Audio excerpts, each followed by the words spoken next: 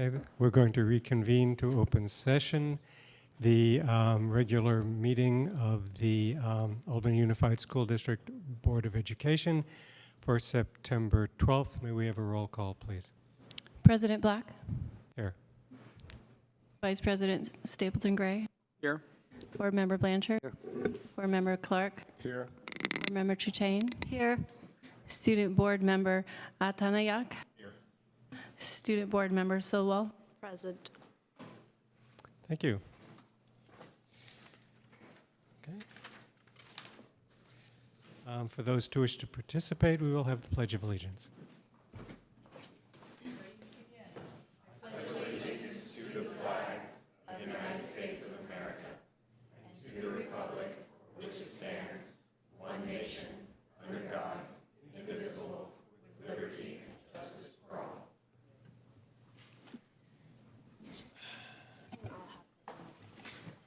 Good. We'll now have the reading of the AUSD mission and vision statement, one of our student board members. The mission of the Unified School District is to provide excellent public education that empowers all to achieve their fullest potential as productive citizens. AUSD is committed to creating comprehensive learning opportunities in a safe, supportive, and collaborative environment, addressing the individual needs of each student. Thank you. The board has no action to report from closed session. Next is approval of the agenda. Are there any proposed changes to the agenda? Seeing none, may we have a motion? I move we approve the agenda. I second. All in favor say aye. Aye. We have a spotlight tonight on the Albany Aquatic Center.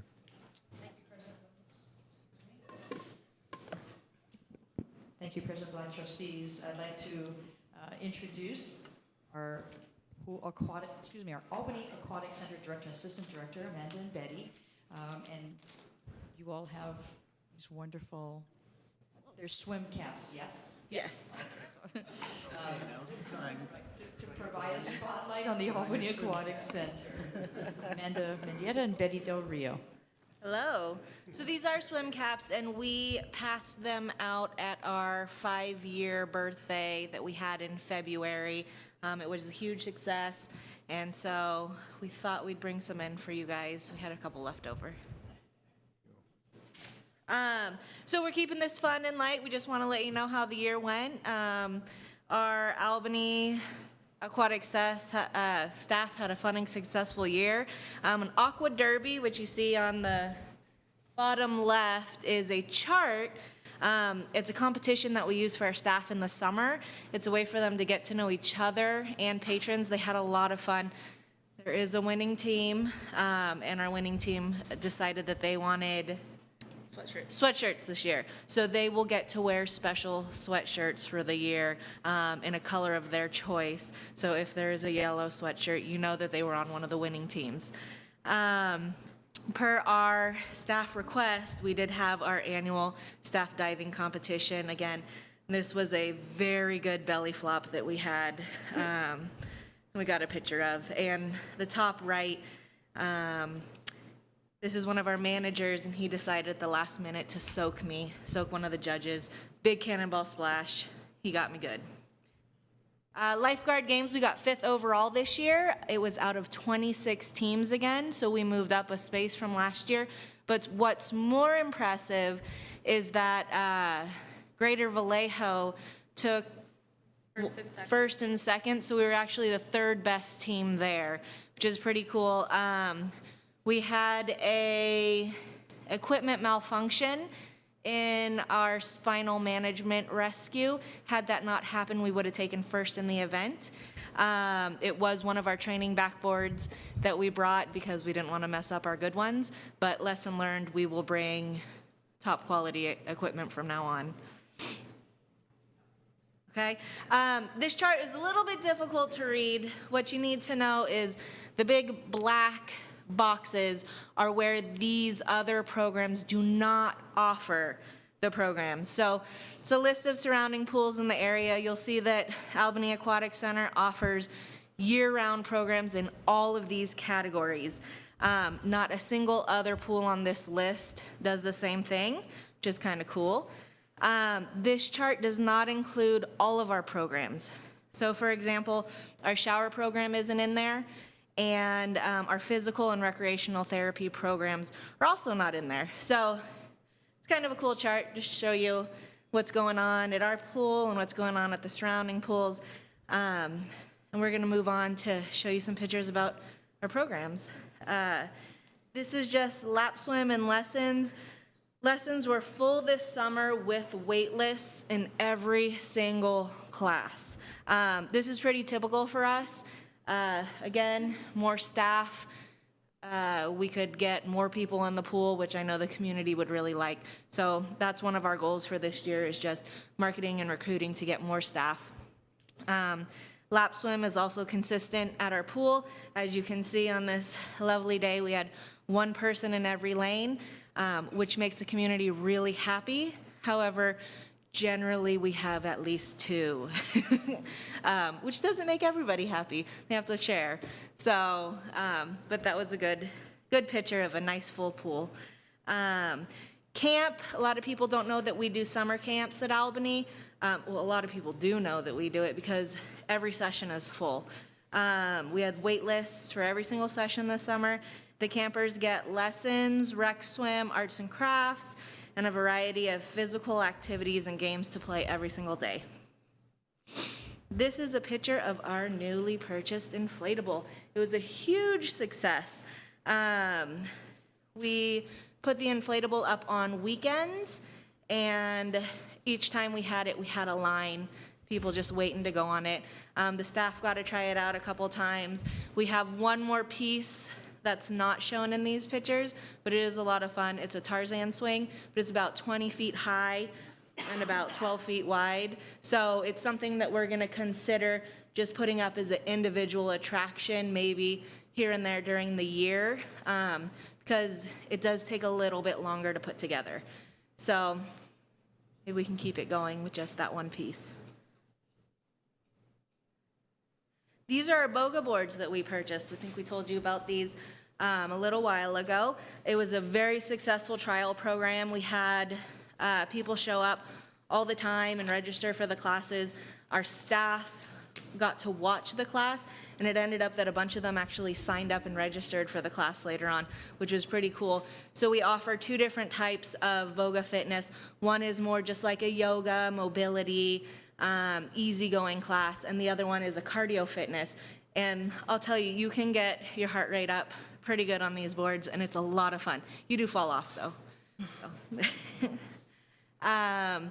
This is our one of our water fitness classes. They're getting increasingly larger over the past 2 months. Our weekday average is well over 20 participants per class, which is a pretty big class. We're looking to find additional class where we can put more classes in our schedule because people are asking for them. And with 20 plus people showing up per class, it means that they're devoted and they're gonna be there. So we're really trying to find some more space for these water fitness classes and maybe a different variety. I'd love to try like water Zumba. It's a lot of fun. Me and Betty got to take a class in Southern California a couple years ago. It was great. But yeah, some other things to bring to Albany, which would be a lot of fun. This is spring PE. They play water polo in the spring. The sophomores get to play water polo in the spring, and in the fall they have swimming. So this was our picture from spring. On the very last day, they get to play inner tube water polo, which is always fun, and a lot of the colleges nowadays have them as rec sports, just the inner tube water polo, so it's good to know the rules already, and if they want to sign up for that later on, it's a blast.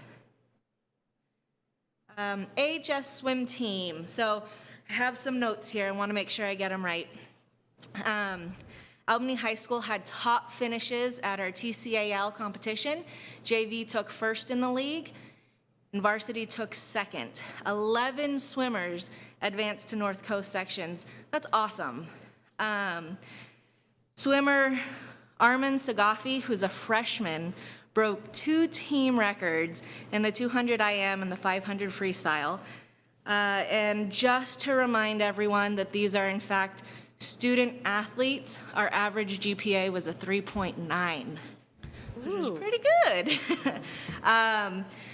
This year, the Albany Aquatic Center donated the seniors, it's the picture to the left, their senior shirts. This is Albany Armada Aquatics, which is a USA swim team accredited program that serves the youth of Albany and the area. We have 165 swimmers on the team. This year, 14 swimmers participated in the Albany Triathlon, and 3 of them placed, which is pretty cool. 10 swimmers competed in the Junior Olympics Championships. Armada hosted a swim meet at the Albany Aquatic Center that had 600 athletes. So we do host big swim meets here. This is the Masters team. It's the same, it's Armada, it's a USA swim team. Today there are 82 swimmers on our Masters swim team. The oldest member is 76 years old and a regular swimmer. Our coach, one of our coaches, Carol Knipp, received the Pacific Swimming Masters Coaches of the Year Award, which is really cool.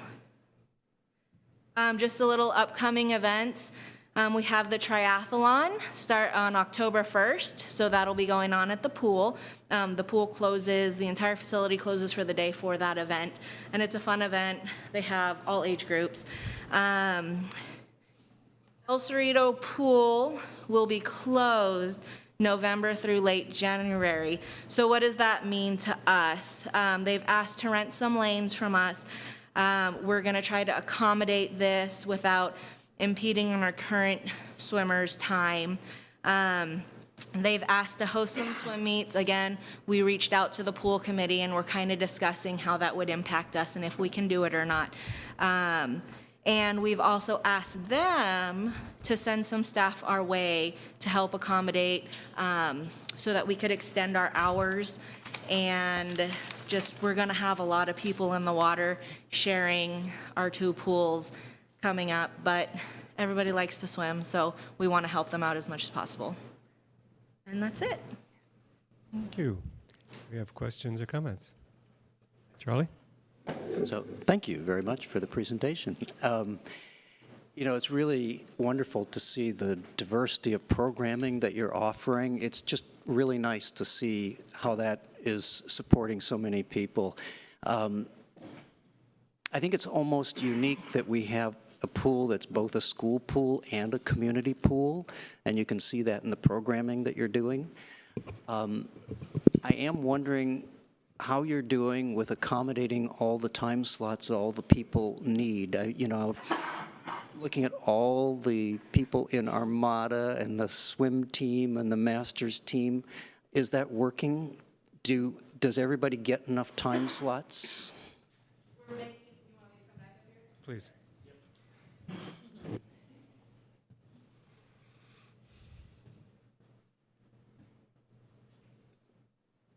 Betty's our scheduling manager, and I know it's a rough job. We do our best to accommodate everybody. We have to take in account each and every group, which is why we have the pool committee, so that if issues do arise, one group, say the water walkers, might not feel like they're getting enough time, that they have a voice that we listen to, and we work with all the parties to make sure that everybody gets a piece of the pool sometime. Great, thank you. Anyone else? Kim?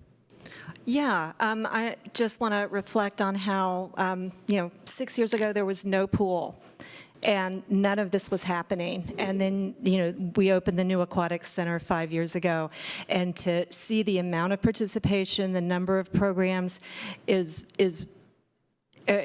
really stunning, the work that you guys are doing. It's very impressive. And I also really appreciate the way that you organized your update on the pool. I feel like I have a good sense of the variety of programs and participation that we're getting. Thanks. Thanks. Anyone else? I want to say every year we hear of new programs. So even though you have a highly successful program, you're still working on it and adding things and thinking of new things. It's very impressive. And thanks for doing such a great job. Alan. Thanks. So there's new people here. I just want to publicly commend Amanda and Betty. For those who may not know, they were the essentially the founders of the new Albany Aquatic Center, and so they built it from the ground up. Thanks. Does anyone in the public want to comment? Okay, well, thank you very much for your presentation.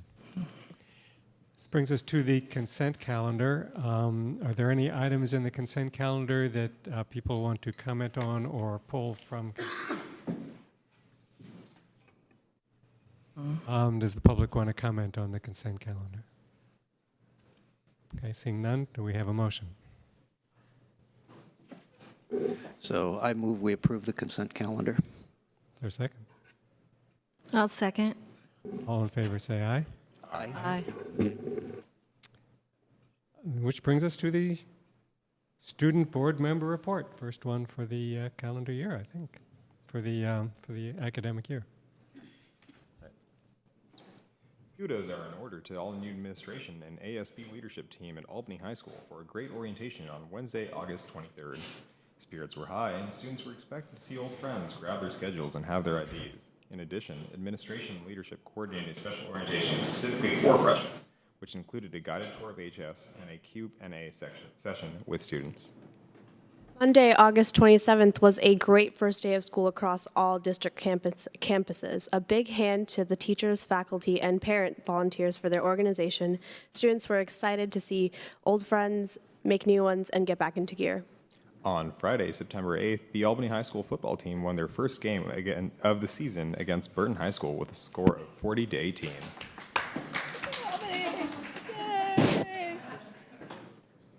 Solana Stroll wrapped up this Sunday, September 10th, with multiple students representing their clubs and organizations such as Build On and AHS Mountain Biking. Club Rush, a lunchtime activity to showcase Albany High School's clubs, is September 13th. That evening will be back to school night at the high school, a chance for parents to meet teachers and see what their students have been up to. On Thursday, September 14th, we will have our first Board of Education forum during lunch in the Albany High Atrium, a chance for students to interact with board members to discuss positive change for our district. Back to school night for Cornell, Marin, and Ocean View are on Thursday, September 14th. Come meet teachers and see the incredible work your students have been doing. September 22nd is Cornell's annual ice cream social. Bring the entire family, 6 through 7:30 p.m. in the multipurpose room. CELDT, California English Language Development Testing, began for all students who are English learners at Marin on Tuesday, August 29th. Please join us for an English Learner Parent Meeting, ELAC, this Thursday, September 14th from 6:15 to 7 p.m. in the Marin School Library.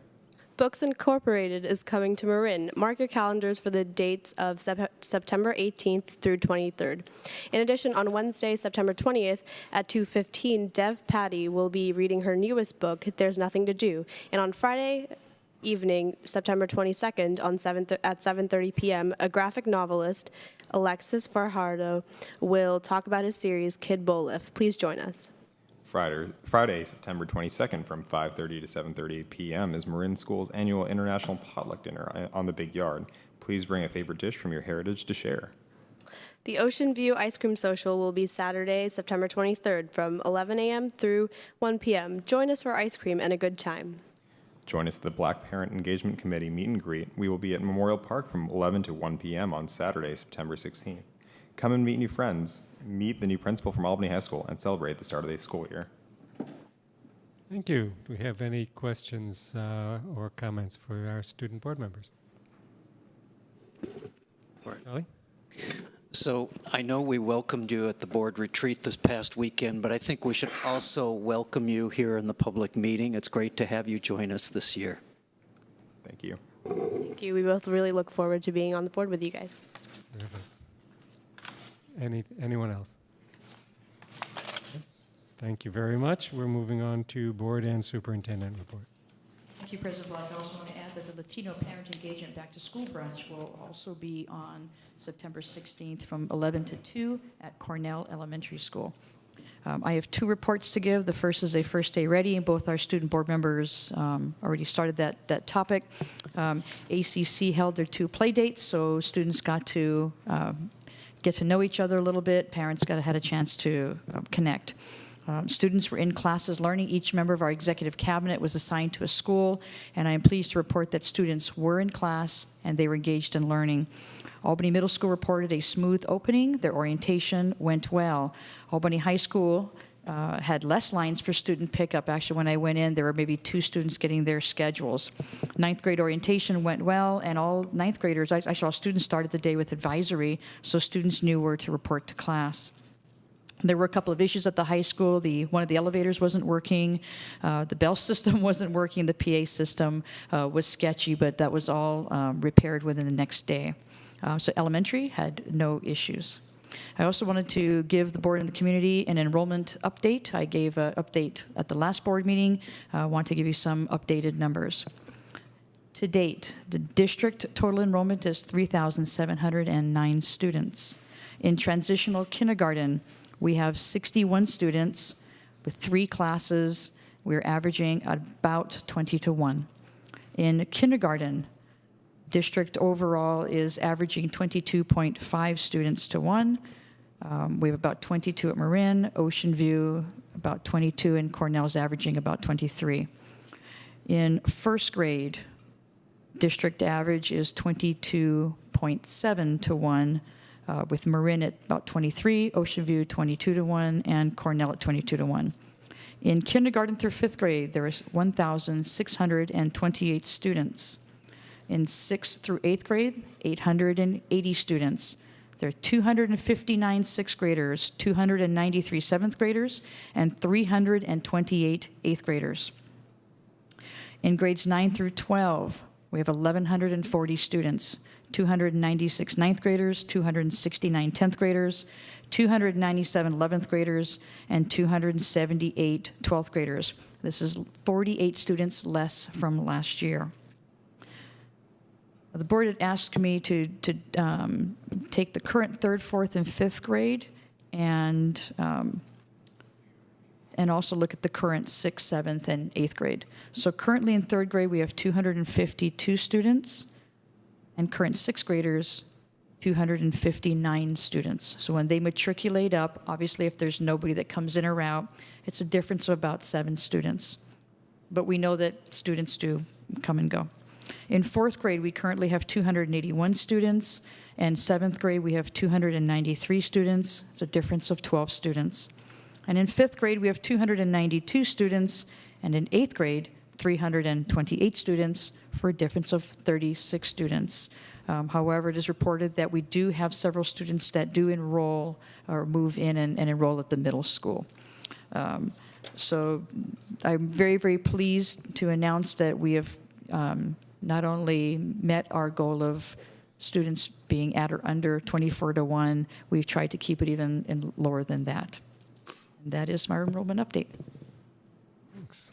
Okay. On Monday, the board, the district met in a 2x2x2 meeting. That's where the district meets with the city and UC to talk about common issues. We had an update on the crossing guard situation. We have, the city has stepped up to pay for 3 crossing guards through December, which gives us some time to look for funding for the rest of the school year. There are 2 full-time permanent guards at Marin, 2 at Cornell, 1 full-time permanent guard for Ocean View, and 1 on-call guard at Ocean View. Now, to clarify, the city has matched the monies that UC pulled, so the city's actually covering all the positions, right? Yes. So the city's covering more or less 6 Yeah, positions. you're right. 5 full-time and 1 part-time. The city will continue to pay for 3 positions, but needs some help for the other 3 for the rest of the year. Ross? Nothing to add. Well, it was a public noticed meeting, but we had a board retreat that none of you all were at, but it was very nice. in terms of addressing sort of the big picture of how the board works among ourselves and sort of the role of the board in the district. Anyone else? More comments? Thank you. We have a couple of staff reports. First we have persons to address the board on matters not on the agenda. Does anyone here wish to address the board on matters that are not on the agenda?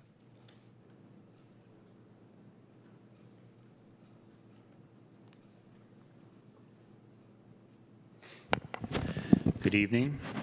My name is Mr. Ritchie. I'm a teacher at Albany Middle School, Special Education. In June, I believe it was June 27th, school board, I approached the board during this time and talked about my concerns with our special education programs and the support of what I consider our most needy students in this district. I requested or recommended that we have it on the agenda, and I believe I said late September, early October. So I'm just checking in to see if you can provide me with a date that I can allow my fellow teachers and support providers to know, because they would like to contribute to that discussion. Thanks. Al, have we scheduled anything? We have scheduled it, and I'm looking. What I can do is I can get that to you via an email. It is on our board governance calendar. Okay, thank you. Thanks. Anyone else?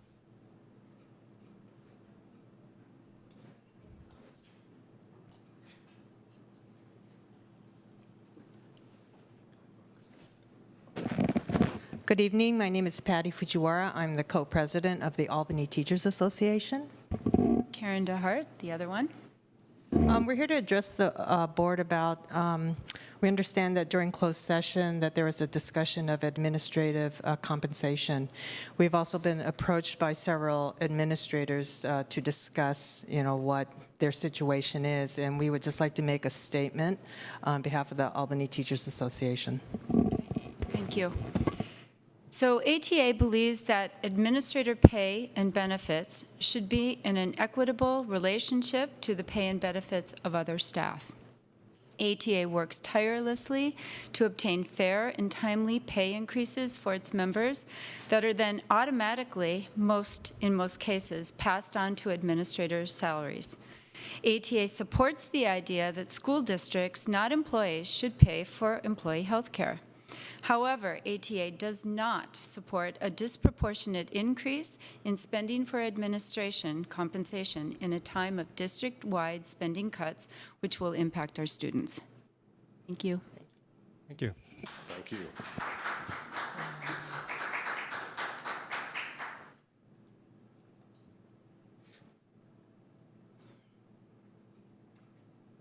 Hi, my name is Catalina Scala, and my daughter is Sofia Guevara. She's currently attending the TK program at the Albany Children's Center. And I'm here to voice my concern about the decision of moving her to the new classroom in Ocean View.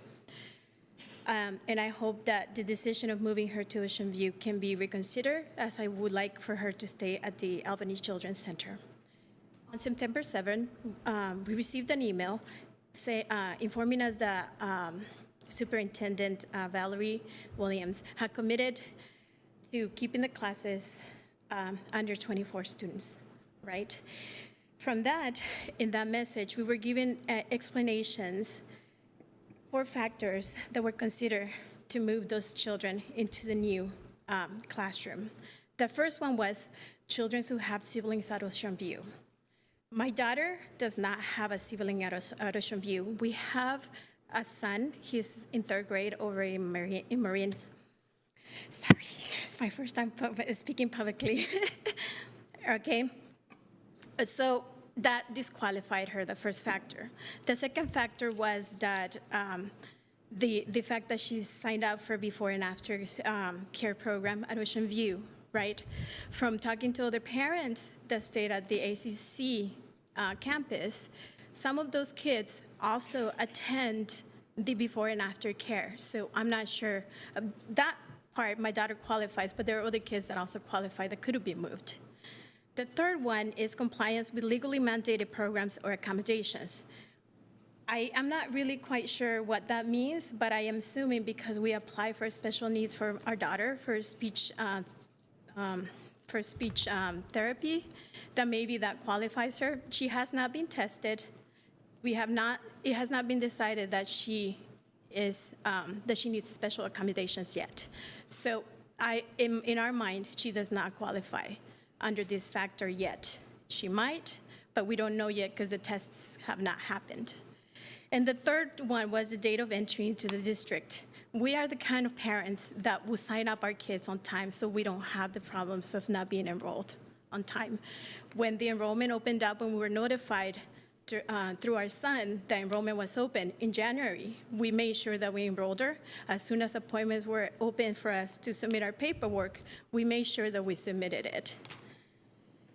I have reached out to the administration several times to give me an explanation.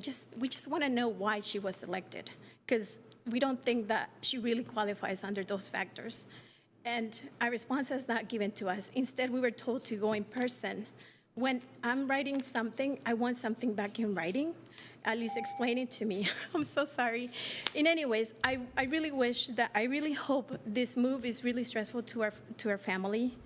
And when big decisions like that are made, we would like to have a reason. And I don't think we have received a valid reason as to why our daughter is.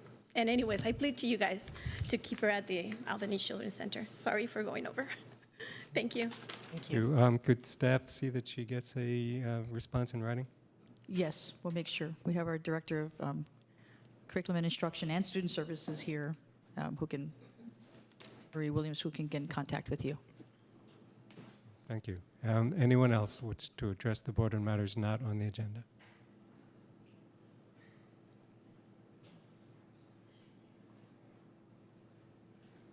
You just barely made it. Well, first of all, thank you. Last month I was here to talk about registration for my nephew, who we had a hard time with. Thank you all and your team, Val, for having taken care of that. He's really happy. He started. He's learning a lot of different words in English, and he's very proud of that. I ran into you on Sunday, and I'm really happy that the school district is taking a moment to look at the entire picture of the budget. Excuse me. And I really would like to be able to strongly ask all of you as board members to consider the budgetary matters specifically for special ed. I've seen a lot of, given my son's experiences with different paras, I've seen the enormous turnover, and I represent private sector workers in San Francisco and in all industries. I oversee about 150,000 different industries, workers in different industries, both private and public. But one of my concerns about the turnover has to do with it's hard to maintain workers when they're not being paid at a competitive rate. People want to be able to come to work in something more stable. And right now we're treating our paras as if this was a McDonald's or a Jack in the Box job where it's just too high of a turnover, and it's already very expensive in the Bay Area. So I really appreciated seeing you out there on Sunday in the scorching sun, passing out your flyers on budgetary matters. And I would really ask that the district and the school board members take a moment to really look at the special ed department. My son, like many children who are in his position, have a hard time trusting grown-ups. And once they establish a rapport, they really like the continuity of those relationships and they value them. So I would just ask that you consider that, and that I hope the item of special ed is something that we can look at on a monthly basis until we can kind of stabilize and address issues of those matters. But as a mother and a very involved parent within Albany schools, I would ask that you consider that. There's a lot of parents who wanted to come tonight, but they saw that it was just a line item. So we want to be able to have more parents attend when we can actually have an open and better dialogue about the special ed department within AUSD.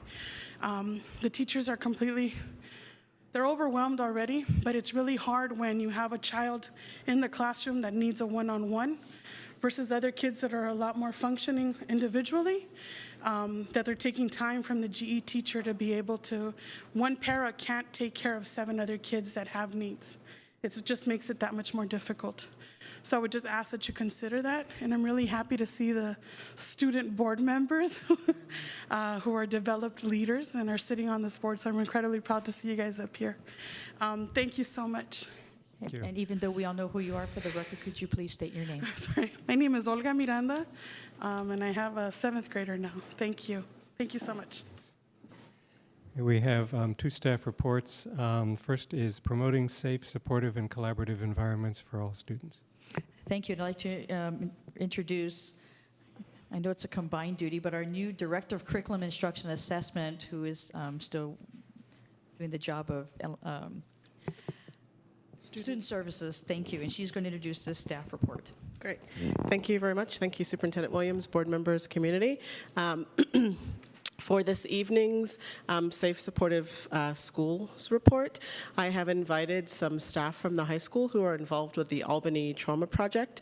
I know that this was one of the board items in the spring that we were hoping to get agendized and didn't have an opportunity to, so I am giving up the balance of my time this evening for a very worthy cause, and would like to introduce Sally Cohen, who is the Mental Health Coordinator, LMFT, at the high school, and also Joanne Weil, who needs no introduction, to join me at the podium. So Sally is actually going to share information about the Albany Trauma Project with you this evening. And so ladies, please join me.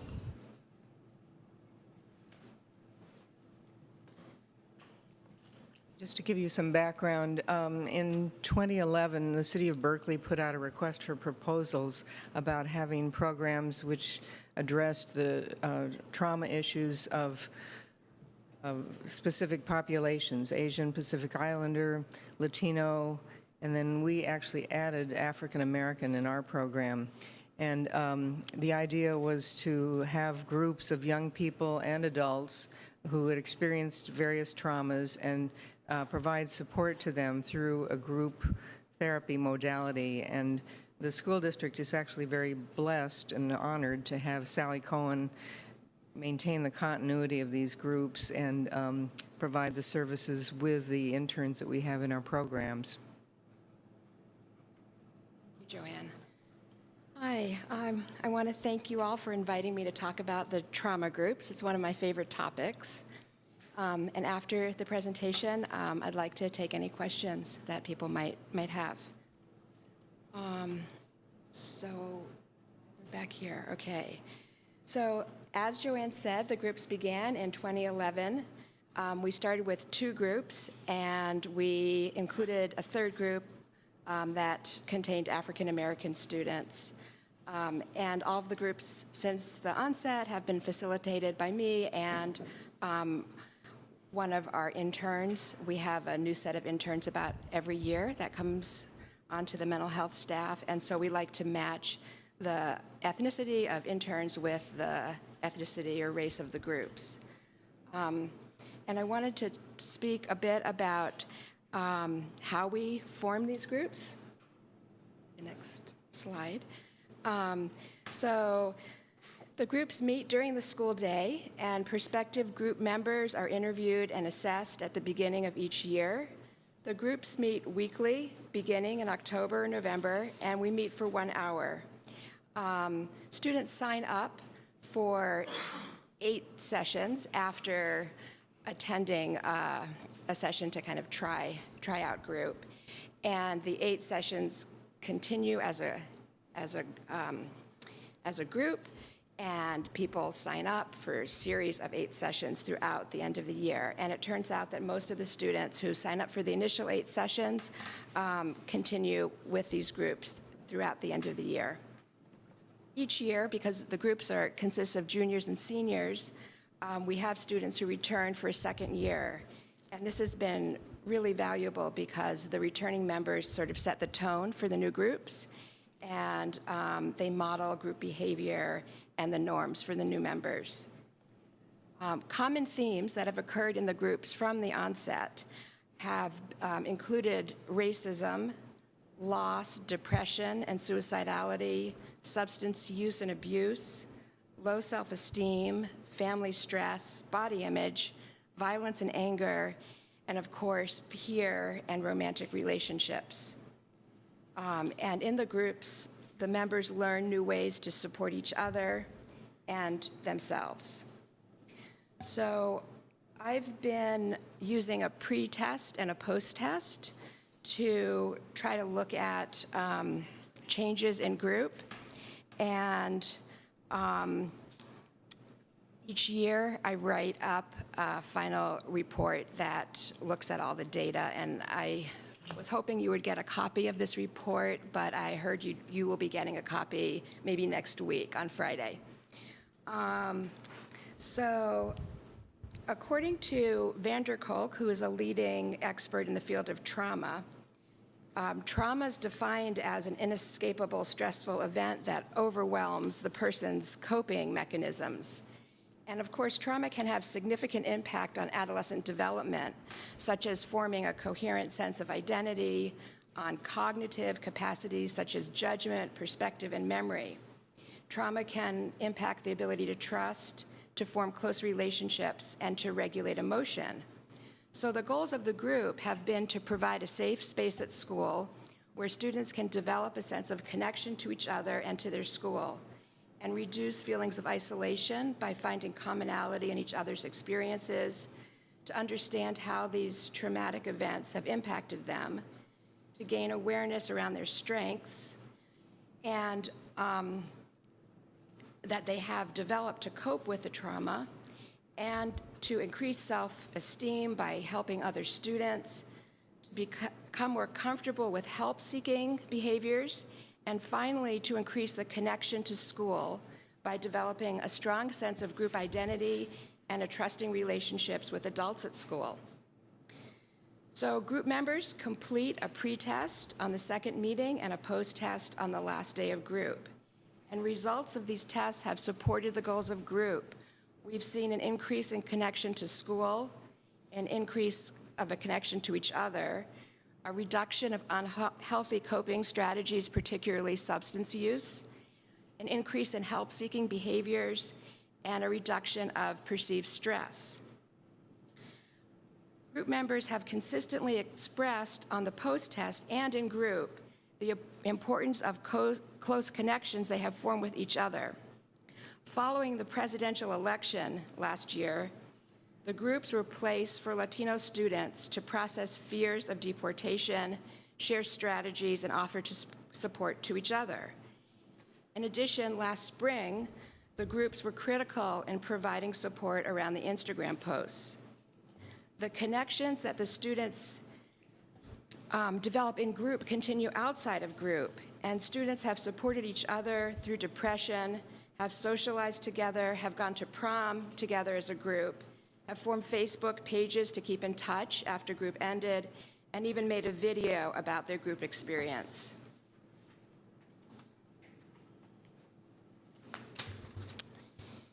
Okay, so finally, next steps and recommendations. So in looking towards the future of race-based trauma groups and the likelihood of the grant ending at some point, I would like to recommend that the board and AUSD would continue your support by directly funding these groups. We run the groups with interns, and it would also be great if, as an incentive for interns to continue a second year, that their modest stipend be increased to allow continuity for the groups. And finally, our snack budget, which is a big incentive for the students, has been cut by over 50% since the beginning of group. And it would be great to have that refunded. So I am also thinking that to start race-based groups in the middle school would be something to think about in the future. And finally, I would just like to open things up for questions, comments. Thank you. Board questions, comments? Ross?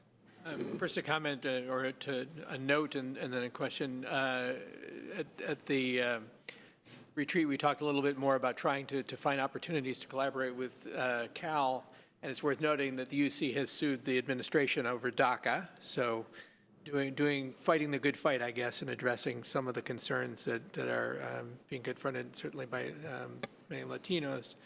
A question: how does the demand or need skew by gender? Are you seeing a lot? My offhand guess would be that need of female students is probably greater than, though I could be wrong. Yeah, I'm not sure the need is greater, but I think that the female students it's often easier to attract them to group. And so we've had a little bit of a challenge in recruiting males to group.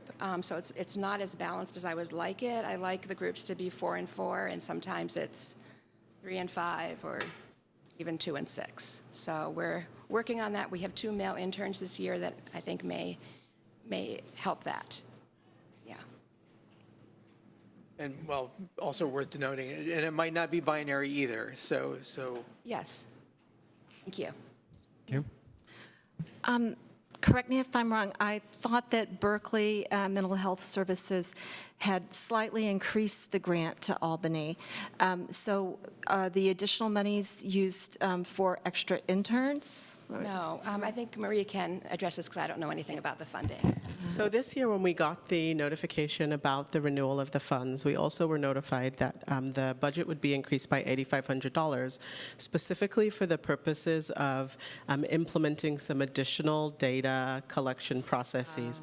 So Sally already implements her pre- and post-test survey, but I believe myself, Joanne, and Sally are going to be attending on the 21st of September a meeting facilitated by the organizers of the grant to give us more information about what they're calling results-based accountability.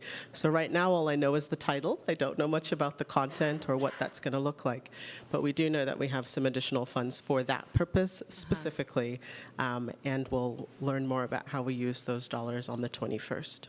Okay. Also, my next question is, what is your snack budget and what do you think you need? Thank you. So I believe it started out around 800 or 900, and it's reduced to 400 and something. So I would love to reinstate it because, part of the problem is with the lower budget, I'm buying less healthy food, and I'd like to be able to purchase fruit and things like that that would be healthier for the students too. Thank you. Anyone else? Well, first of all, I just want to say that I thank you so much for facilitating this. I know that high school is kind of a something, and having like a little microcosm of a community within a community can be really helpful for students, so thank you. But I did have a question. So how do students take part in the session? Are they recommended? Is it open to join? Right, that's a really good question. So what I do is I do a query each year through ARIES and select all the students that meet the criteria for the grant, which is ethnicity criteria as well as an age criteria. So I get a giant list, and then I bring it around to mental health, to the counselors, to admin, to maybe help identify students who may have experienced trauma. And then we meet individually with all the students and talk to them about the group and see if they'd be interested in participating. So not all the students, but we meet with many of the students, and then we form the groups based on that. Yeah. Thank you. Yeah. Thanks. Anyone else? Anyone in the audience? Thanks for all the great work you're doing. Thank you very much. Thank you very much. And then we will be providing the year-end report in the Friday update this Friday, so you'll be able to see the report of 2016-17 for the Trauma Project. Thank you. Thank you. We have a 2017 summer school report. Thank you. And I'm actually going to introduce Heather Duncan, who was our summer school principal, who will give you the summer school report. Mrs. Duncan. Thank you. So yes, it was my pleasure to be summer school principal this year at Cornell Elementary. And I think you have a board report in front of you that I'm also looking at. And hopefully you've had a chance to look it over. So I'm really just going to go over some highlights for you tonight. And talk a bit about some of the things that I think went really well, and perhaps some suggestions that I have as we move forward for summer school in the future. We had there's two components to summer school for Albany Unified. We have a high school credit recovery program, and then we also provide extended school year for our special education students all the way up through adult. For an adult program. So I'll talk about high school credit recovery first. We had 3 credit recovery classes this year at the high school, and the summer school program ran for the same number of days as it has in the past. Runs for 4 weeks with a day off for the 4th of July. This year, we had 39 students enrolled, and overall, we filled 56 student seats, with 52 students earning credit, and that is actually a decrease of about 44 students from last year. So we had about half of the students enrolled that we had last year, and while that might seem like it begs a question, I'm not sure that it does. We actually enrolled all the students that required summer school, so it could mean that less students required credit recovery, which I think is great.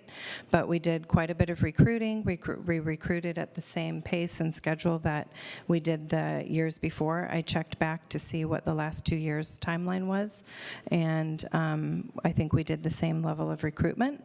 But I think I did want you to know that we had about half the students enrolled. One thing I'm proud about is we had 93% credit recovery, which was an increase of about 5% over last year.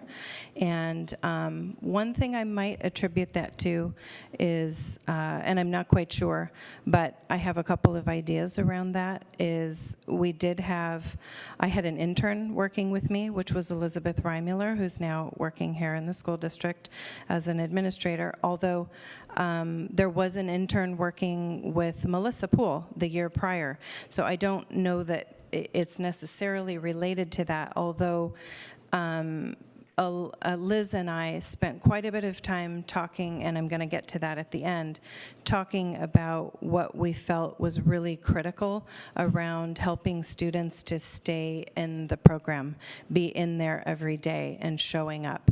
And one of the things that I learned, and one of the reasons I wanted to do summer school, because I've done it a couple of times before, but not with high school students, is to really gain access to learning about credit recovery for high school students and helping them to actually get through the program.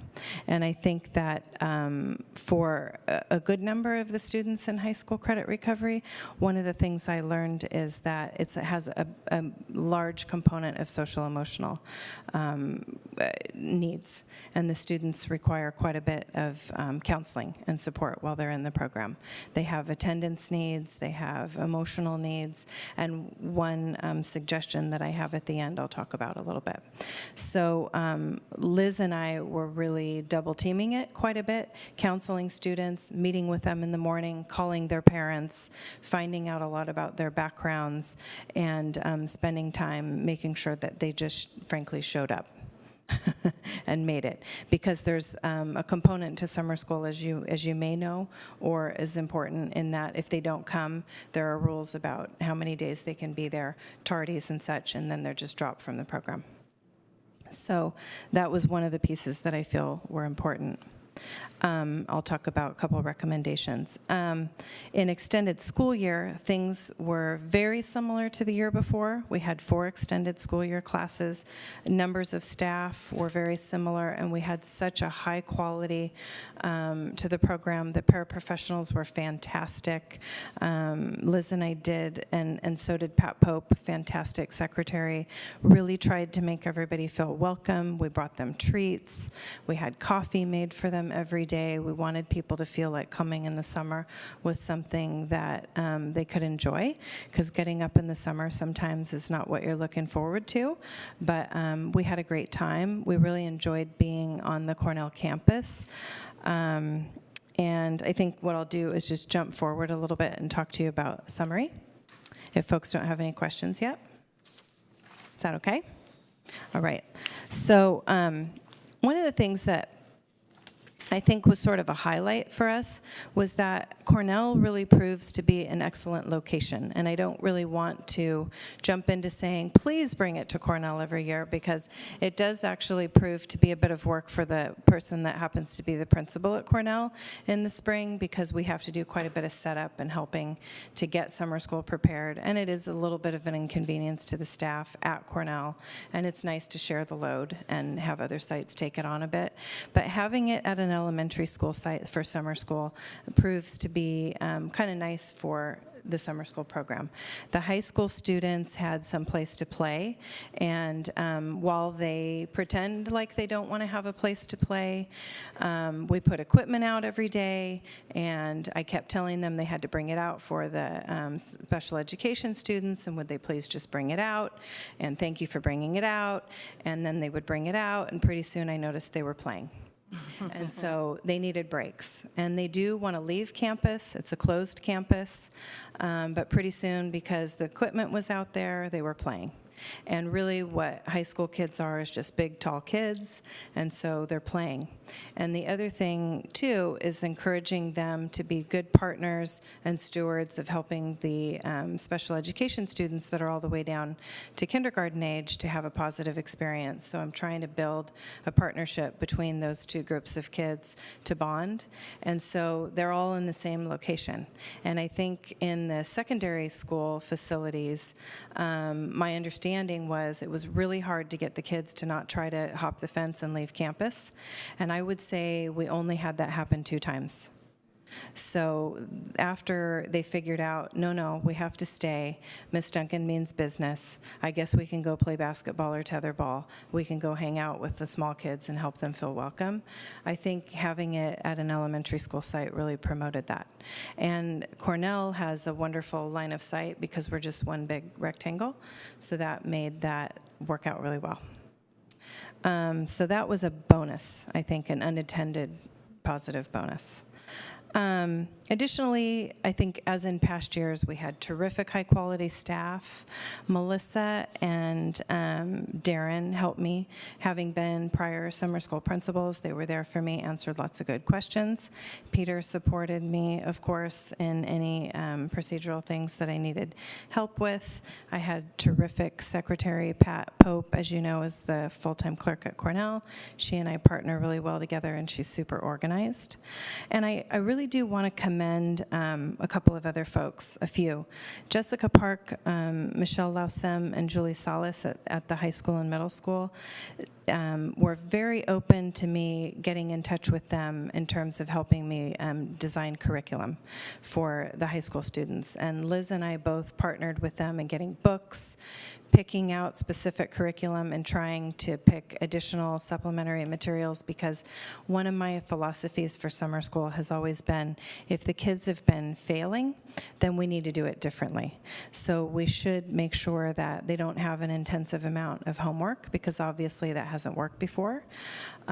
We should be doing some alternative ways for them to gain access to getting credit, like if they haven't done real well with written projects, maybe they should have ways to do presentations. They should get the work done in class. They should have just a number of alternative ways to gain access to getting credit. And my theory behind that was, if they show up, they work hard, they do the work in class, we better make sure they get the grade. And so those gals really helped me to get some new literature, things that would be more current. And Liz and I went over in the summer, and these were all gals that were done with working. So they stayed, they helped us, and I really want to commend them for that. I think I spoke about a couple things, and if you go to the last page, I just had a couple of key questions that I'd like to point out. One was, you'll recall that last year there were a couple of bridge programs, and one that we had a little bit of a tough time getting off the ground and were not successful with was the ELD bridge class, which I really want to make sure that we rekindle for 2018. And I think the tricky part about getting that second language learner class in place, and I think we can do it really successfully for next year, is to backwards plan so that there's a timeline in place so that we begin in about January. And one of the tricky pieces of that is the summer school principal gets hired on or around January, February. It really depends on recruitment.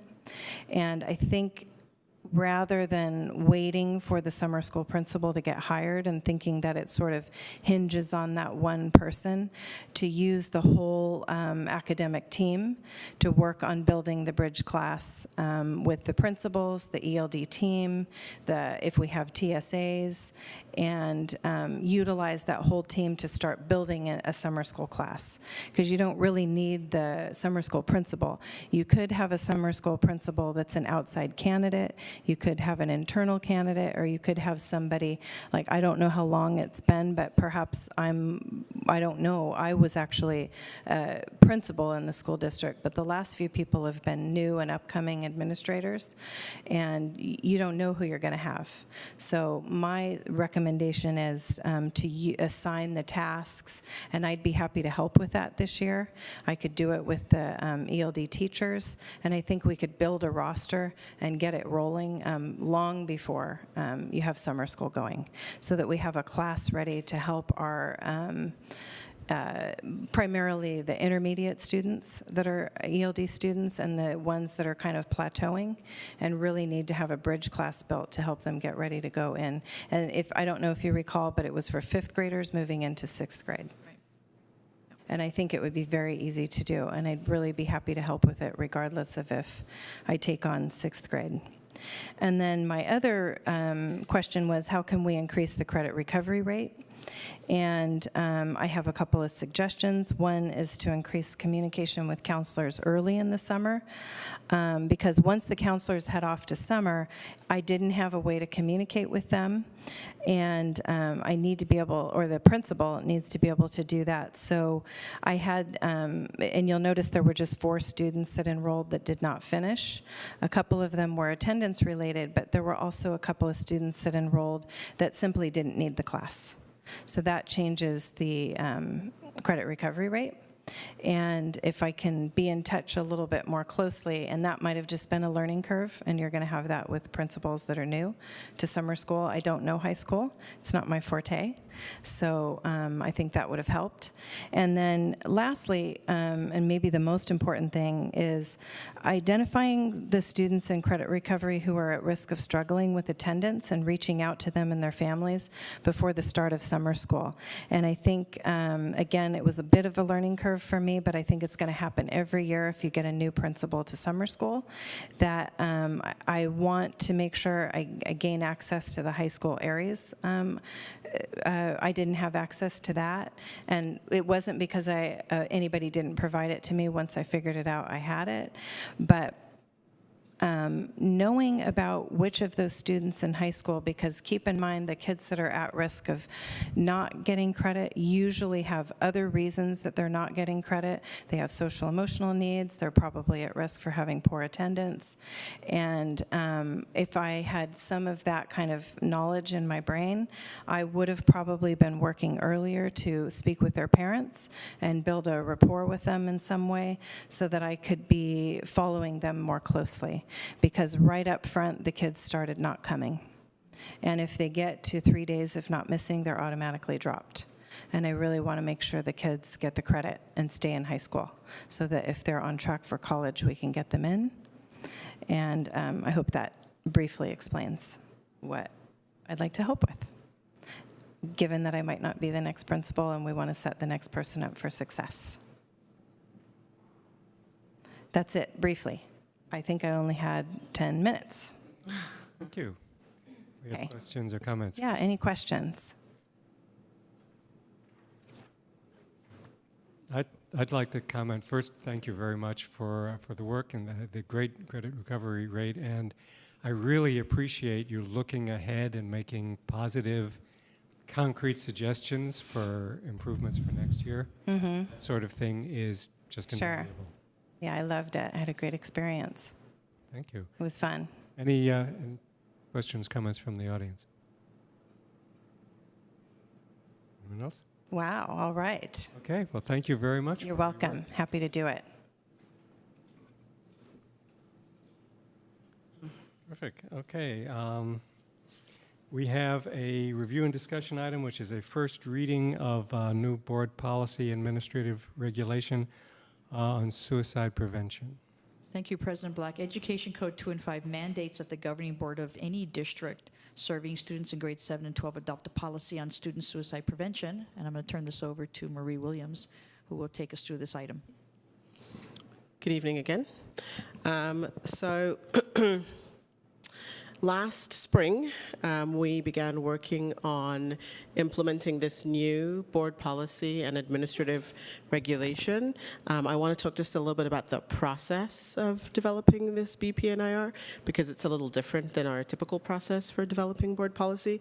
But first, I want to read from the legislation that gave rise to this BPNIR, and that's Assembly Bill 2246. It begins with some statistics that I wanted to share with you. And coincidentally, but maybe not coincidentally, this is National Suicide Week this week.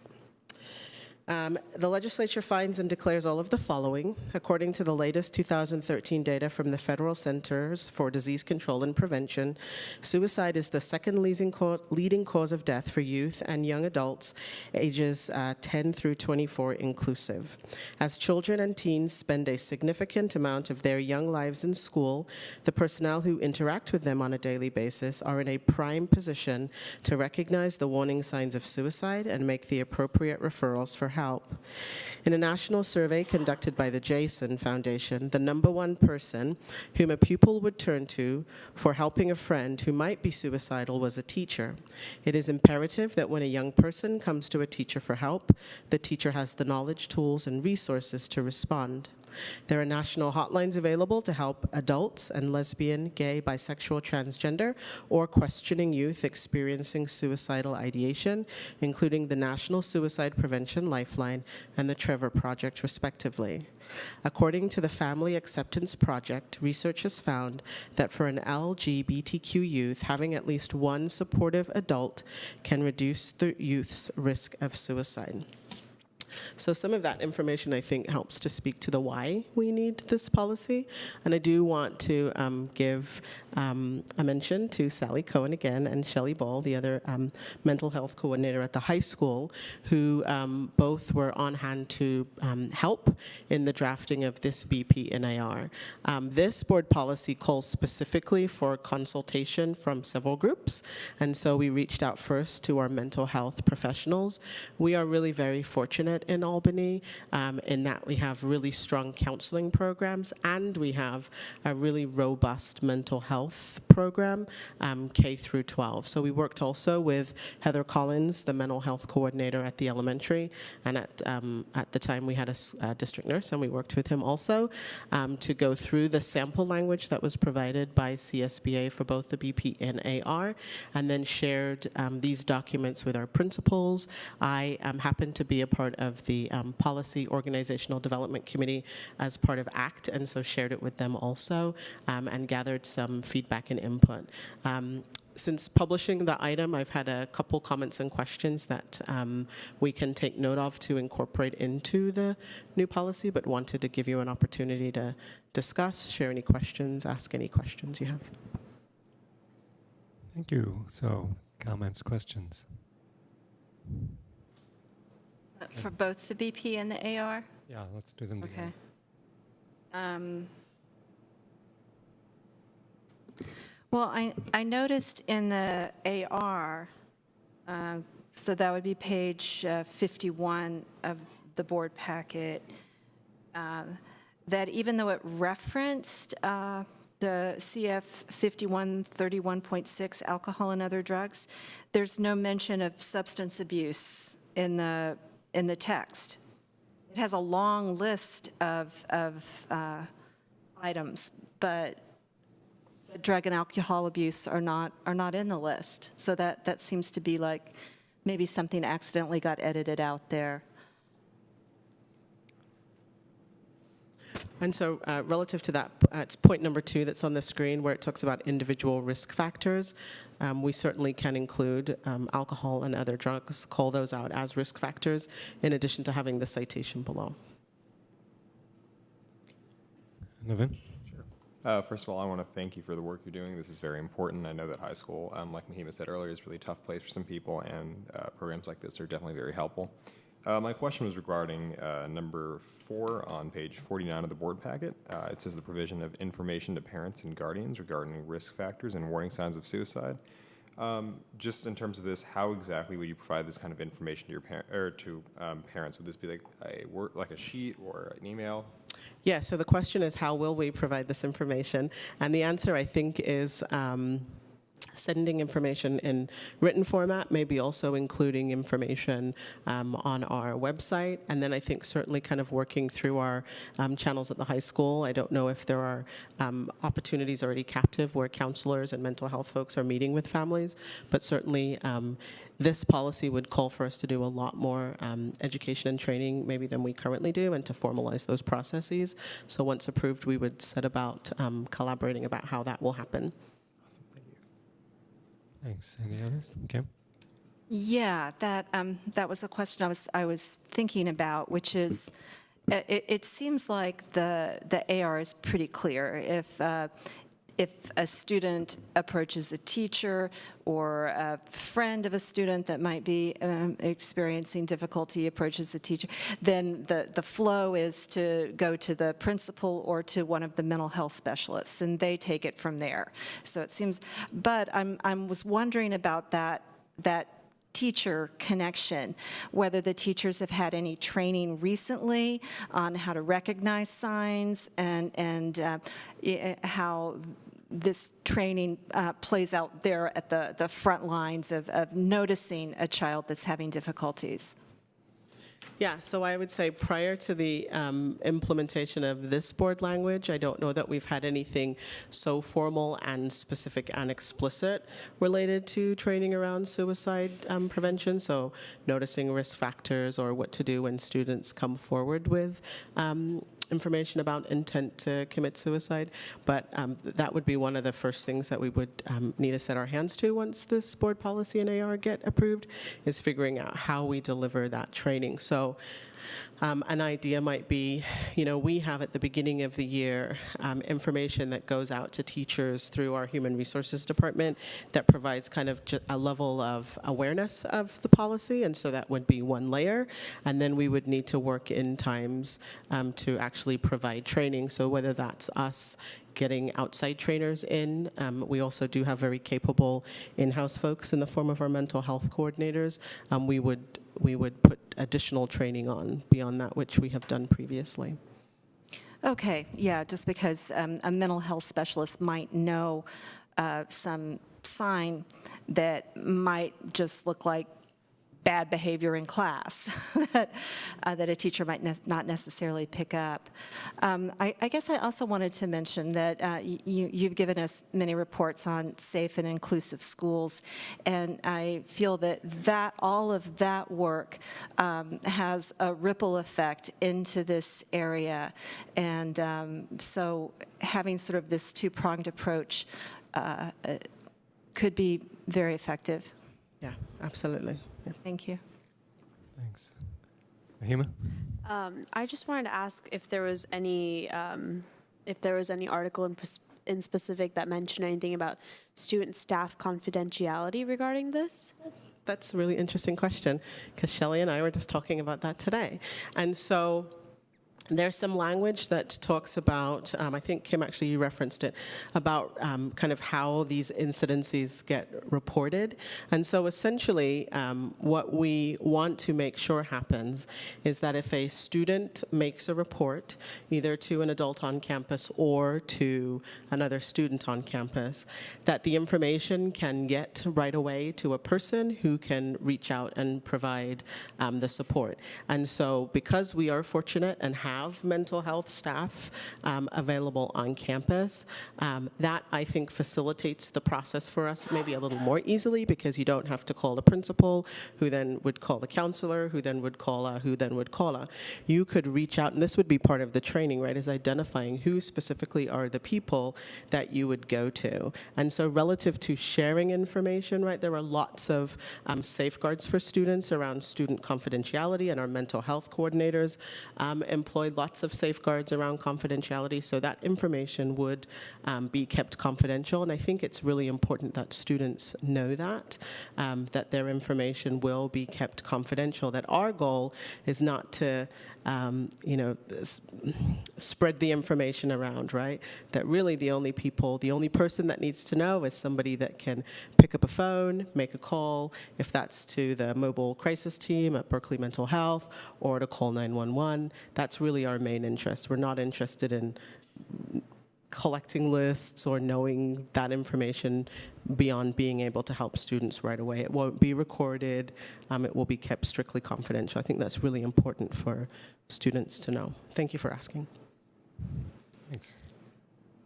That brings up one more thing in my mind.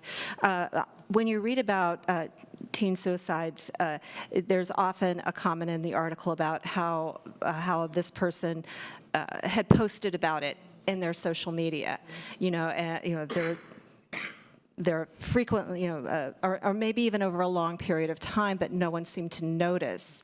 And of course, the staff at the school is not going to be on that student's social media list, but other students might be. And so it puts it into the hands of the students to step forward and bring it to an adult's attention that maybe this child needs help. And if they have if they know that will be kept confidential, they would be much more likely to do that. Yeah, absolutely. I think part of the training involves kind of reducing the stigma around reporting for students, so that, if a friend observes something, as you say, on a social media posting, that they can immediately set about getting the help that student needs and not feel like there will be repercussions, or that they won't be taken seriously, or that information will be shared out of context or with people who don't have a need to know. So I think, in addition, there's kind of a three-prong in terms of the training. It's awareness and training for parents to the extent that we can, and then I think for teachers there's explicit training, and then I think there's also information that we can provide to students to help them really feel safe with sharing information that they're coming by that maybe adults aren't seeing. As a follow-on to that, in the intervention on page 52, at the bottom of the page, students shall be encouraged to notify teacher, principal, counselor, so forth.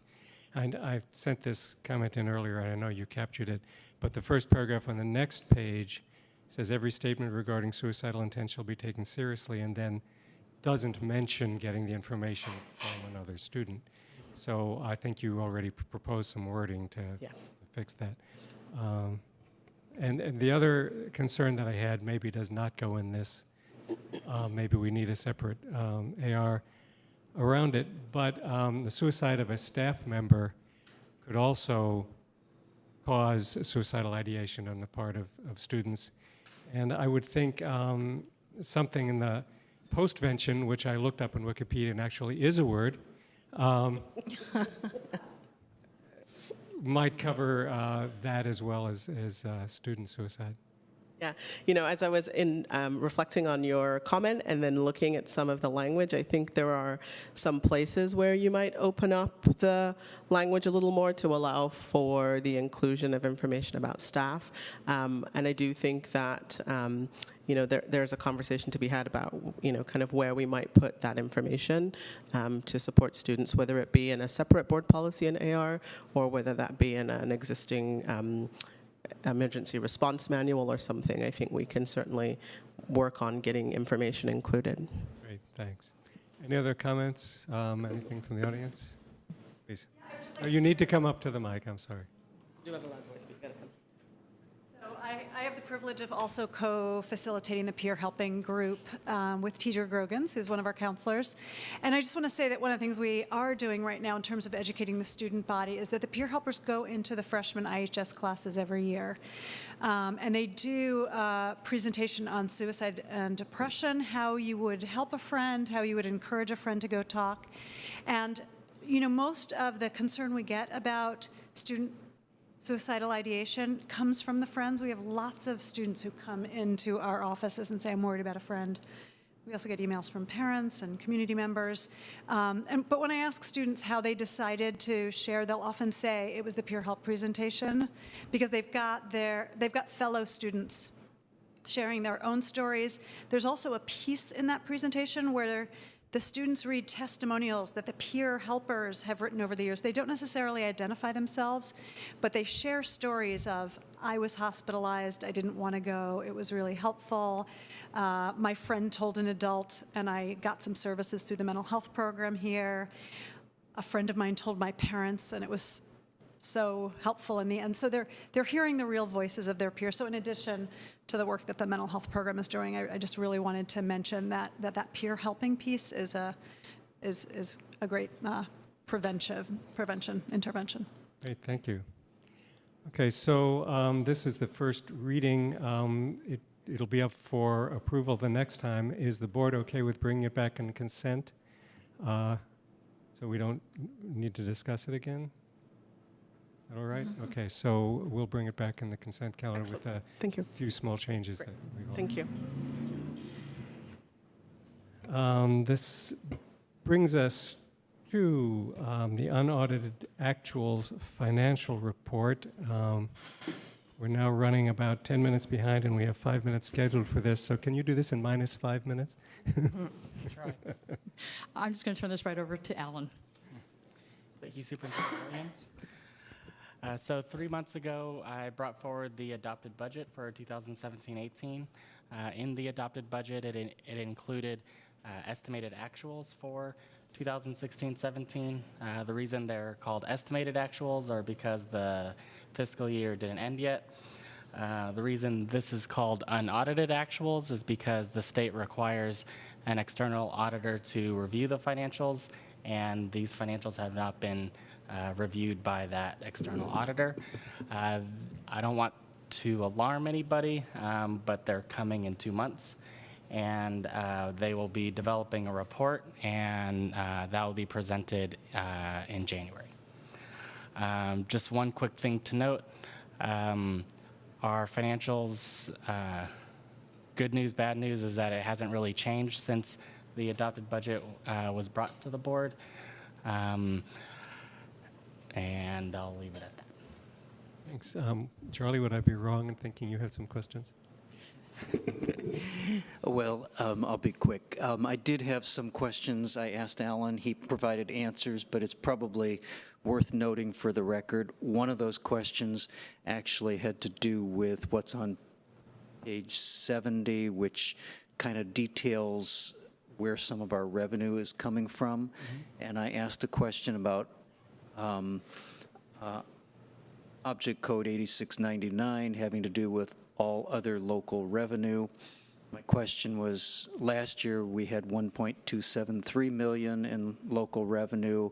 For the 2017-18 budget, we've only penciled in 136,000.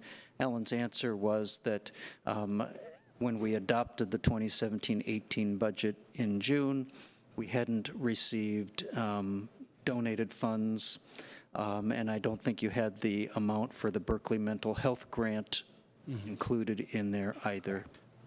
And so with that, when funds are received or committed by the agency, then there's also a corresponding expenditure that's included in the budget, so the overall balance does not change. Any other comments or questions on this? In the audience? This is a review and action item. We need to accept the report. Do we have a motion? I move that we accept the report. Do we have a second? Second. All in favor, say aye. Aye. Aye. Perfect, thank you.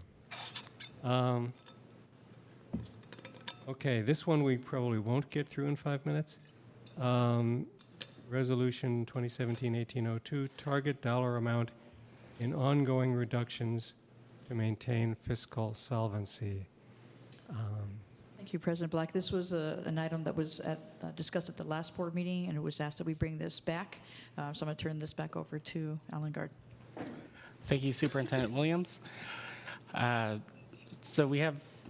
this was brought at the last board meeting. I'm sorry. So this was brought at the last board meeting. I have a short presentation, but I want to provide the board with ample time to review and discuss the resolution. So just for the public, the reason why we're here is because the state changed a funding system that was in place for 40 years. It was received with great fanfare because there was a lot of funding that was dedicated to high-need schools. In the fine print, there was it was embedded that the state would also address the retirement costs for the public systems, and so what that means is not good news for Albany. The reason for that is because a couple of years ago, we were paying $2 million in pension costs. This past year was $3 million, and in 3 short years, we'll be paying $5 million. The reason the state was able to address the pension issues from a few years ago is because the state mandated that they would increase their contribution by a little bit. They would also pass contributions down to employees, and whatever the difference was, they'd have the school districts take it over. So this was not a complete shock, and so we've been receiving commentary and letters from both the Alameda County Office of Education, which provides oversight to Alameda schools, as well as the governor reminding the state legislature about the concerns. So one of the things that was noticed was when the Great Recession kind of ended, they wanted to remind everybody. It went from reminding to recommending that we do things, and now the county office is requiring that we have the board adopt a resolution that's here tonight. A couple things I want to note is the governor, So the governor wanted to remind the legislature, because there is always change in the legislature, that the state is built on a system that's dependent on the stock market and high-income earners. And so with the stock market, there's always this boom and bust that's been going on. He also notes that California has this pattern of recessions, and that there's an average of 7 years since 1945 before every recession occurs. The Alameda County office, So the Alameda County office is reminding us that we need to live within our means, and they are requiring that we take action on a resolution. And so those were letters that the county office has been sending us since 2014. So what we've done since that time frame is we wanted to provide stability and certainty to staff and students. So in 2014, the superintendent and I began the creation of a process for when this time actually came. This process was reviewed several times by the board and eventually adopted in 2015. What we wanted to do was help protect ourselves from the roller coaster of the state. And one of the ways to do that was ensure that we have a 9% reserve on hand. These would be one-time funds, and it would ensure that in case the state defers any cash to a future month, that we would be able to meet payroll and not have to take out loans. We would also have ample time in case the state revises their budget and gives less to schools, that we would have ample time to engage the community and stakeholders. This is a scary slide that I had at the adopted budget. One thing to note about this slide is that it's based on the state's projections, and the state's projection assumes that there's no recession during this time frame. And so if a recession does occur, then these are worse.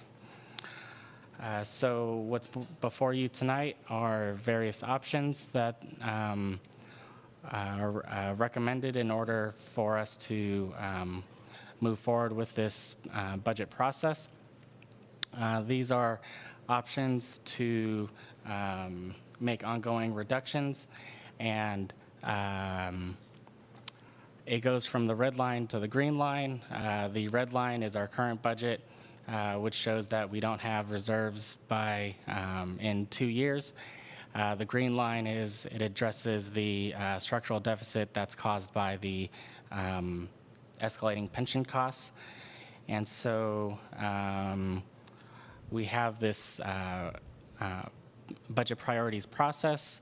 We began that process at the Solano Stroll, handing out flyers recommending that community members take a survey and also provide input on not only what items we can reduce, but also what we should maintain and what we should improve upon.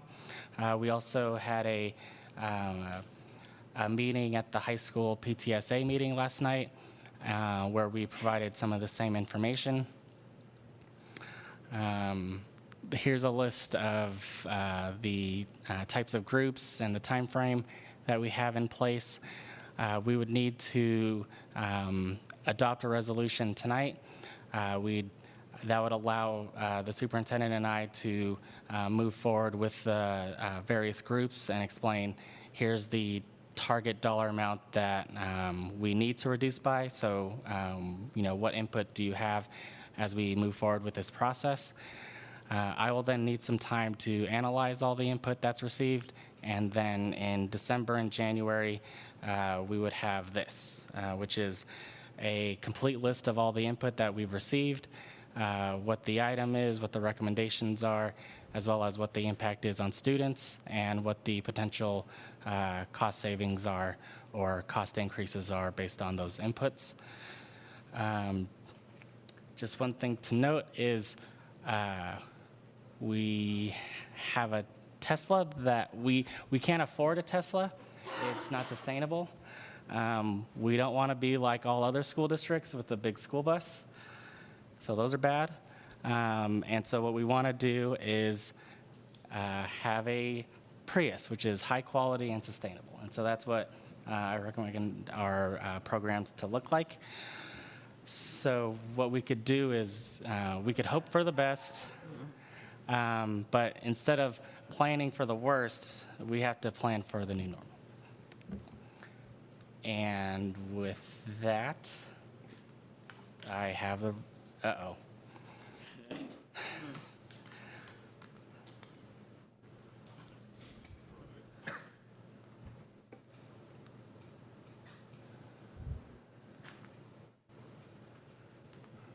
I have the resolution that we can go through and revise as needed. Okay, thanks. We'll take comments from the audience after the board has a chance to comment. I'm going to jump in here for a minute real quickly because I wasn't here for the last discussion, but I did watch it, and I was a little disturbed by some of the things that I heard talked about. So the first thing I want to say is the 9% reserve, which there didn't seem to be a lot of enthusiasm for at the last meeting. I was on the board when the board made that decision, and I just want to comment that the board didn't pick that as a nice large number that everybody liked or some kind of arbitrary number. It was actually the lowest reserve that the board was comfortable preserving. And the reason was that those of us who voted for it at the time, all or most of us had been through the last recession. And the state made a habit during that recession, not only of cutting the amount of money they gave to schools, but of deferring the money that they did give. So that at the beginning of the month, they'd say, yeah, we're going to pay you, but not for a few weeks, not for a month. And for some reason, our bargaining units and vendors did not want to wait an extra month for their pay. So the board gave itself a loan out of its reserves rather than having to borrow basically a payday loan at a very high interest rate. So the 9% is 1 month's operating expenses. It's 1 month's salary. And that's why we decided that that was the absolute minimum we were comfortable with, because it can cost a fortune if you have to take out a loan every month. The other thing is, if you go back to page 256 and look at those curves, potential options for ongoing reductions, I just want to point out that except for the $3 million in cuts, which would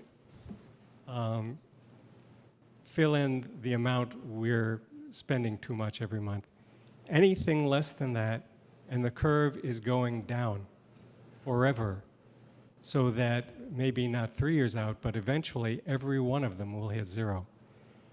Reserves are one-time money. Once they're spent, they're spent. They can't be used for ongoing expenses.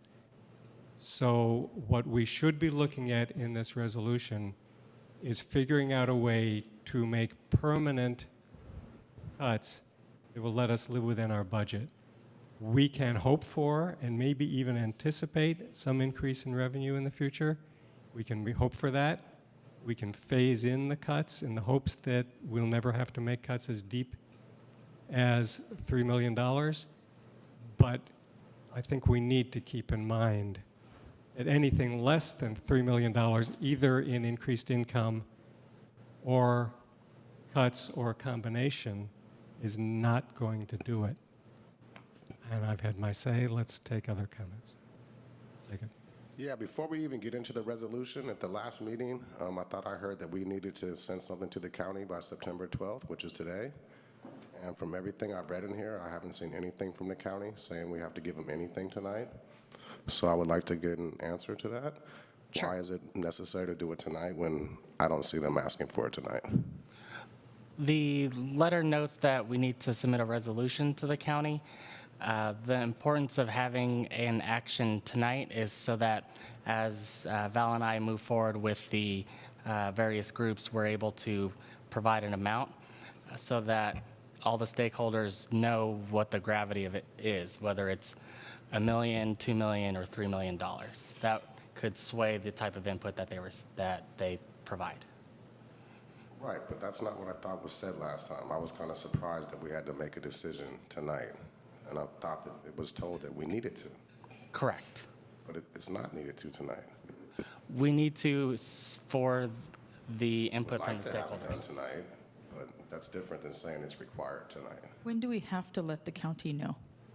When does this, I think what you're asking is there an absolute deadline? Well, I thought I was told that it needed to be done tonight. So now when I read the board packet, I'm looking for something that says we need to give something to the county, maybe not by September 12th, but to me it says in 1718, they expect a response, not required on September 12th. That is correct.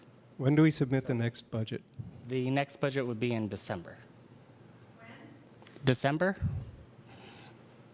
I mean, even the own bar graph that you showed earlier, when it talks about current timelines, we've set something ourselves that says in February.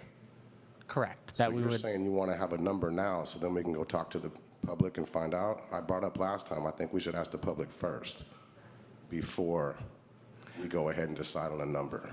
And I'm really not happy because my understanding was we needed to vote tonight. This does not say that. So one of the things with the county is they were polite with their letter and not. Talking to the mic, I think. Oh, I'm sorry. People can hear you. So one of the things with the county is there's different levels of oversight that the county provides. For some of the school districts in Alameda County, they are requiring that they meet with the board personally to explain the situation that school districts are in. For our situation, because we have a policy, I explained to them that we have a policy in place and that and so because of that, they said, okay, as long as we get a resolution that notes that the board is still committed to that policy, then they will move forward with kind of letting us follow that procedure. We're in compliance now. I don't, the board, they're allowing us to, I forget. We're in compliance now. As long as the next time it goes out, we can prove that we're above 3%, we're doing what's required. Not necessarily, because our budget should have been disapproved because we can't show that we have sufficient reserves. We don't have the 3% minimum reserves in the third year out. And so I had to explain to them that we have a policy in place, we're moving forward, and because of that, they said, okay, we'll approve it, but we need a resolution. So we don't. So conditional approval has a specific meaning for the county, so they didn't specify that. But essentially, in 1920, our budget does not show we have 3% reserves, which means in any other circumstance, it would have been disapproved. In other words, they kind of trust us, but we need to follow through. Correct.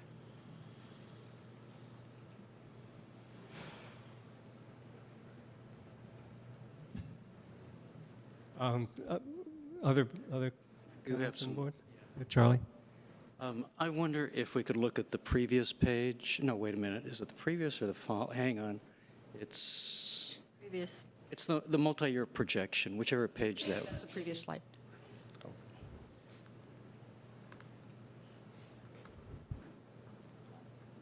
It's, there we go. So that's lovely. I like that picture better. So these are hard discussions to have. There's no doubt about it. And I think I'd like us to focus on what we need to do, and that is a fiscally responsible budget is one in which the formula is pretty straightforward. Expenditures equal revenues.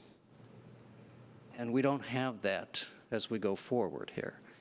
And for whatever reason, you know, the state has shifted something like $500,000 to $1 million per year of costs onto local school districts without providing any revenue to cover those costs. So the money comes from somewhere. You know, it's got to come from somewhere, and it means we have to work on the budget. Basically, we have to bring our total expenditures into alignment with the total revenues. And we might be able to do that over a multi-year period. I think it's going to be a little much to try to do it in 1 year. That's a lot of shifting of budget items to try to cover in 1 year. But ultimately, we have to do it because otherwise the outcome is very it isn't pretty. Personally, I think the 9% reserve is what we need to provide us with a margin of safety. But the key thing here is that we need to keep working on our budget so that we bring expenditures in line with revenues. And at the point where that happens, then the reserve will stabilize at whatever level it's at.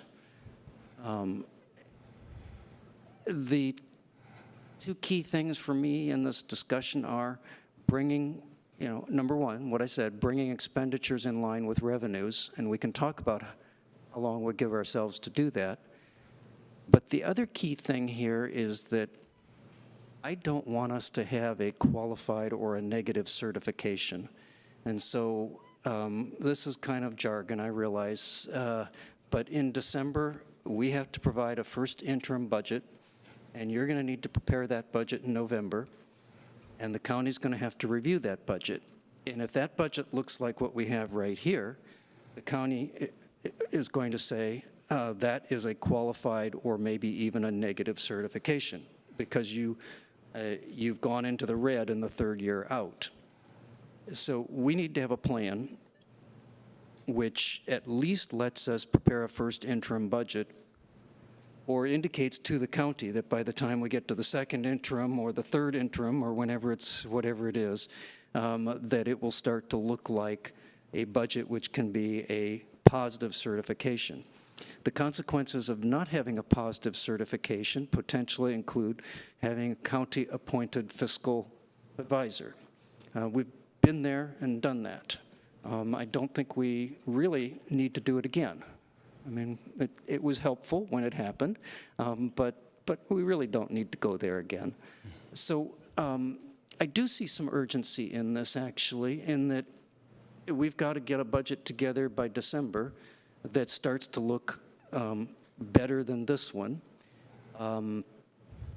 In December, we won't have had the time to go through the community conversations, but at least we can say we're doing it. If the December budget still looks like it's in the red the third year out, well, we'll still have another chance to provide some improvements by the time of the second interim. So I do see the urgency. So I guess I'm sort of trying to keep us focused on what the real need is here. The real need is to bring expenditures in line with revenues.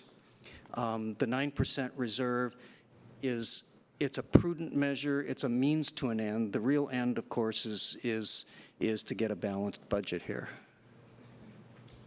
Thanks, Charlie. Kim?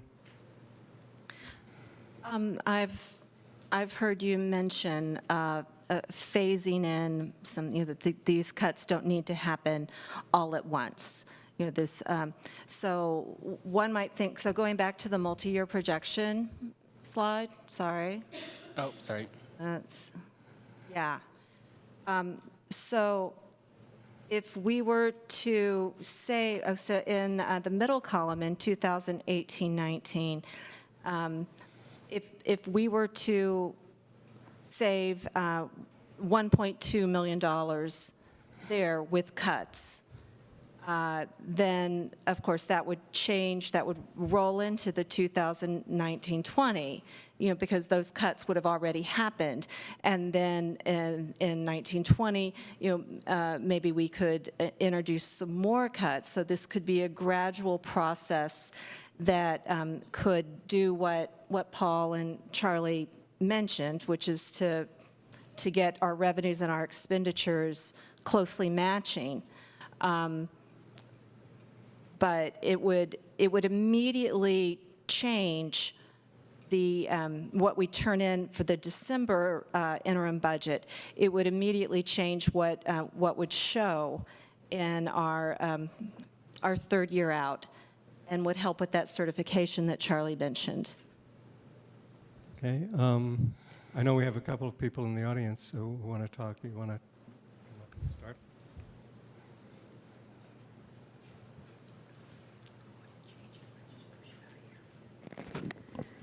Hello again, Mr. Ritchie, Albany Middle School teacher, special education. First, I want to say, I know it's a tough job that you have with this up here. But I also want to point out that under the LCAP, which Mr. Parente was so kind to educate all of us on in the Black Parent Engagement Committee team that I'm on for 2 years, he was very good to show us the needs of certain groups within the LCAP that drives how we're measured as a district. And one of those categories, I believe, is students with special needs.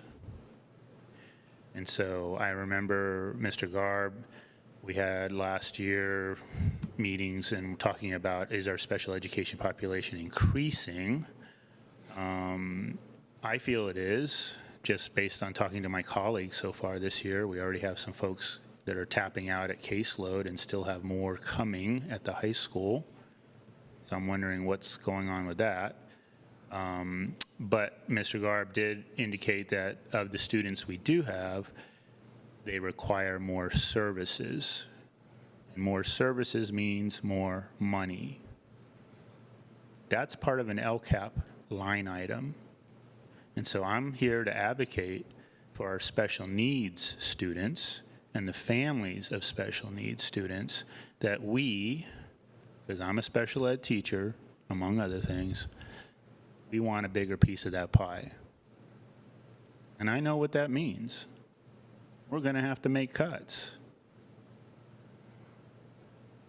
But the special education students deserve a bigger piece of this pie if, and Mr. Garb is validated, and I know because I'm living it every day, their services are increased much, very much, since I started in this district 12 years ago.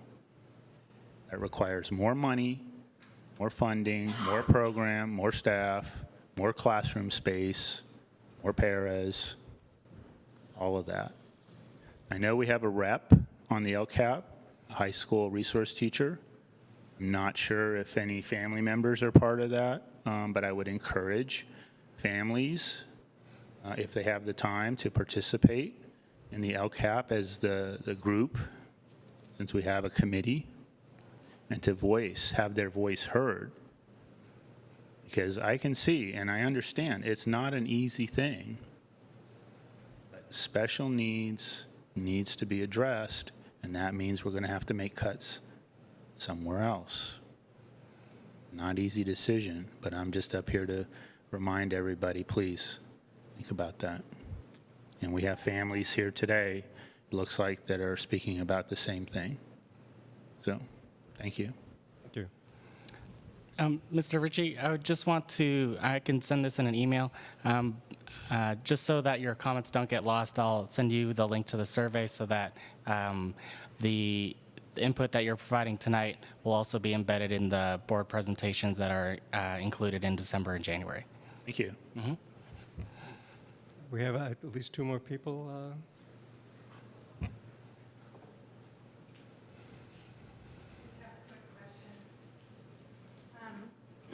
I'm a parent in the community. My name's Elaine Holloman, and just speaking as a parent who's active in our schools, would you be willing to make available a walkthrough from the board to make transparent your budget that you're considering having us cut?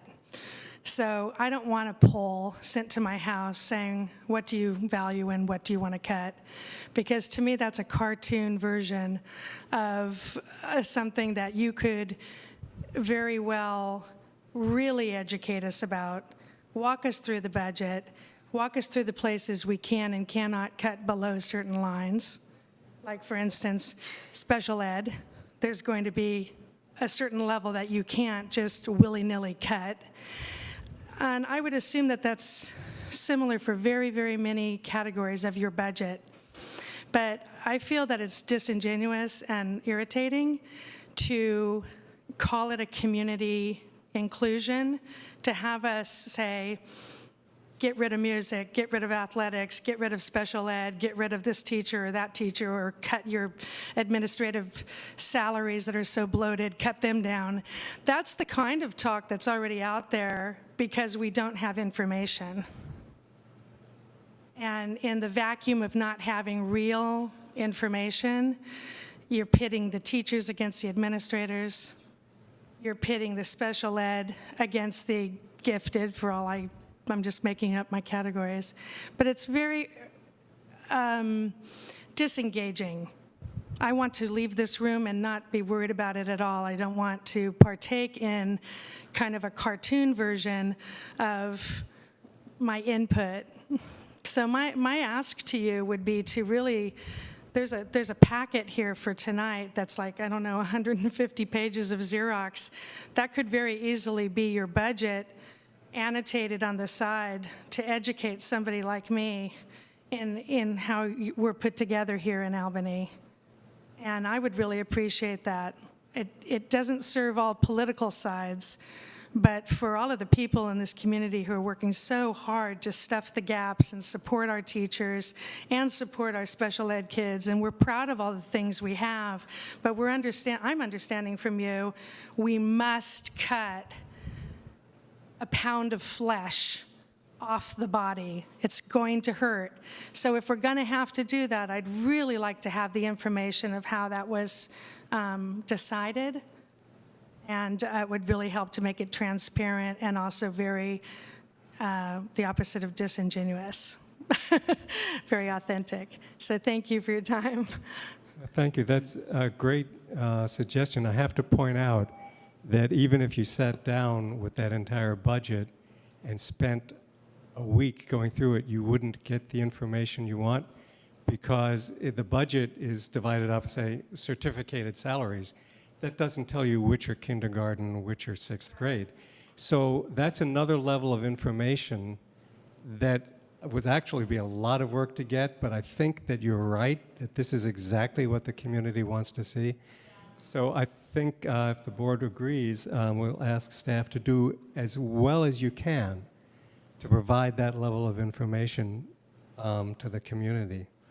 Would it be something if we can get together and sit down to kind of go through the information that you're looking for, so that we can develop something that that the general community member would understand?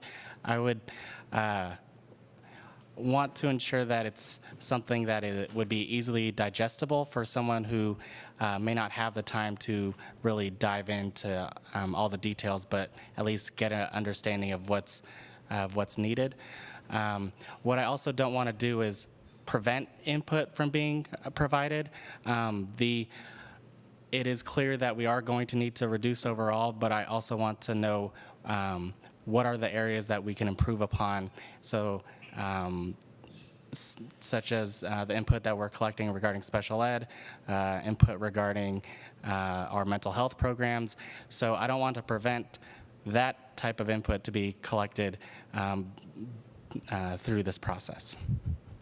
Do you have time to sit down with Mr. Gard? Because that would be tremendously helpful. I'd be happy to sit down with him. Great. And I'd also encourage you as a board to maybe spotlight on the next board meeting. I know it would be a zoo, but invite the zoo and have people put up, please tell me about how this is funded, how's that funded, how's my kindergarten funded, how's my special reading funded. Just get all the information that people care about somehow, and maybe not in a meeting, that might go on your poll. Is what would you like to understand in our budget, and start to give them one of these, not that, but give them a nice PowerPoint graphic to say, you know, here's the 9 areas of our budget that we've decided are 9 Okay, places on the actually, map since you're not talking into a microphone, this isn't being captured. Oh, that's good. I just want to say I'm happy to sit down, but I'm really like Joe Schmo. I mean, I'm just a neighbor, and so I don't feel like I bring expertise to this. Well, so that's the good thing, Right. because with too much expertise, you start hiding things. No, no, it's not hiding. It's just not really knowing what you need to see. no, I know. Mr. I Gard meant that thinks as of this at a different level than what you need. I didn't mean to be disrespectful. Just late night humor.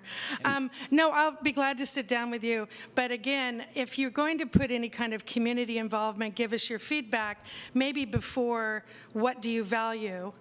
is the question, what would you like to know about in our budget? I mean, it's a different question. And so I'll talk with you more about that, but if the board is interested, I think it should be part of your process. Because once you do start cleaving that pound of flesh off the body of Albany schools, you upset and lose a lot of buy-in. And so I think it behooves all of us to get that buy-in beforehand to know where we're going and what kind of, very difficult decision we've all agreed to make. Otherwise, I just really fear admin versus teachers. Thank you. One of the good things is that we also have a town hall that's scheduled for. A what? We have a town hall that's scheduled for October 14th, and it'll be at the high school Little Theater. And so, that'll be a perfect avenue for the how's this funded, how's that funded, for those who may not see the information. Excellent. So, should I catch up with you after the meeting? Okay. Please. Thanks. I think also that whatever we come up with needs to be something that is not only easily digestible, but that can be sent out to the community in various platforms. Not everyone can come to a town hall meeting, but if we can get something out on Nextdoor, if we can have something on our website, if we can put something out through our e-trees, I mean, as many venues as possible, have a flyer at the town hall meeting, something that when we engage our students, because we're asking our students even to be able to provide feedback. I can see students asking in classes, what does this mean? So if we can have a 1 or 2 pager that captures the essence, we won't capture everything, but we've got to be able to get it out in various platforms. Okay, thanks. Please. When it comes to budgetary matters, my biggest concern, and thank you for pointing that out, is there's going to be a huge, worse than an MMA fight, because literally we are chopping something off the budget. And we're really concerned about how the community, students, and different programs are going to be pitted against each other in order to be able to get to the bottom line that we need to arrive to. And just as a regular parent, I would just ask that if Alan is going to be at that meeting, the first thing parents are going to ask, well, tell me, how much are the salaries of the administrators, right? And what were the commitments that were made over the next 3 or 5 years? Are there thresholds? Are there caps that were offered as part of their contracts? Because the same will be asked of any worker that's protected under a collective bargaining agreement for those unions, right? So the same will be asked. And if you're going to be in attendance, and obviously all of our, illustrious board members, if they're going to be there, if somebody's going to be able to answer that question in big, bold letters, in a PowerPoint, I would probably ask, is this something that can be emailed to me so that we could have it translated and talk to the different parent groups that we engage with? Because it's absolutely important that the information starts getting out now. I just spoke a few minutes ago about how much help we need in the special ed for my family as well as other families. And there has to also be a collective information that's going to be offered for those programs to know, has there really been an investment in these programs? And when was the last time there was a commitment to be able to raise what was the expenses like 3 years ago for special ed versus today, right? When was the last time a real investment was made for, Paris? What's the turnover rate? What are there any benefits? All of those types of things for us as families, we're going to want to know those questions at the October 14th meeting. Students are going to be asking, why are you guys going to sacrifice PE teachers? We love our sports, right? And we understand we have our boosters, but I appreciate Board Member Clark's comments about his apprehension that does it have to be tonight? And I feel like we're doing our own personal finances in our homes where we tell our kids, you can have $20, and if you see something for 45 or 60, you only have $20. But we're already telling them this is the bottom line, and we are not allowing for input about how those $20 should be spent. And I understand that the district, the county is going to tell us we have to do such and such.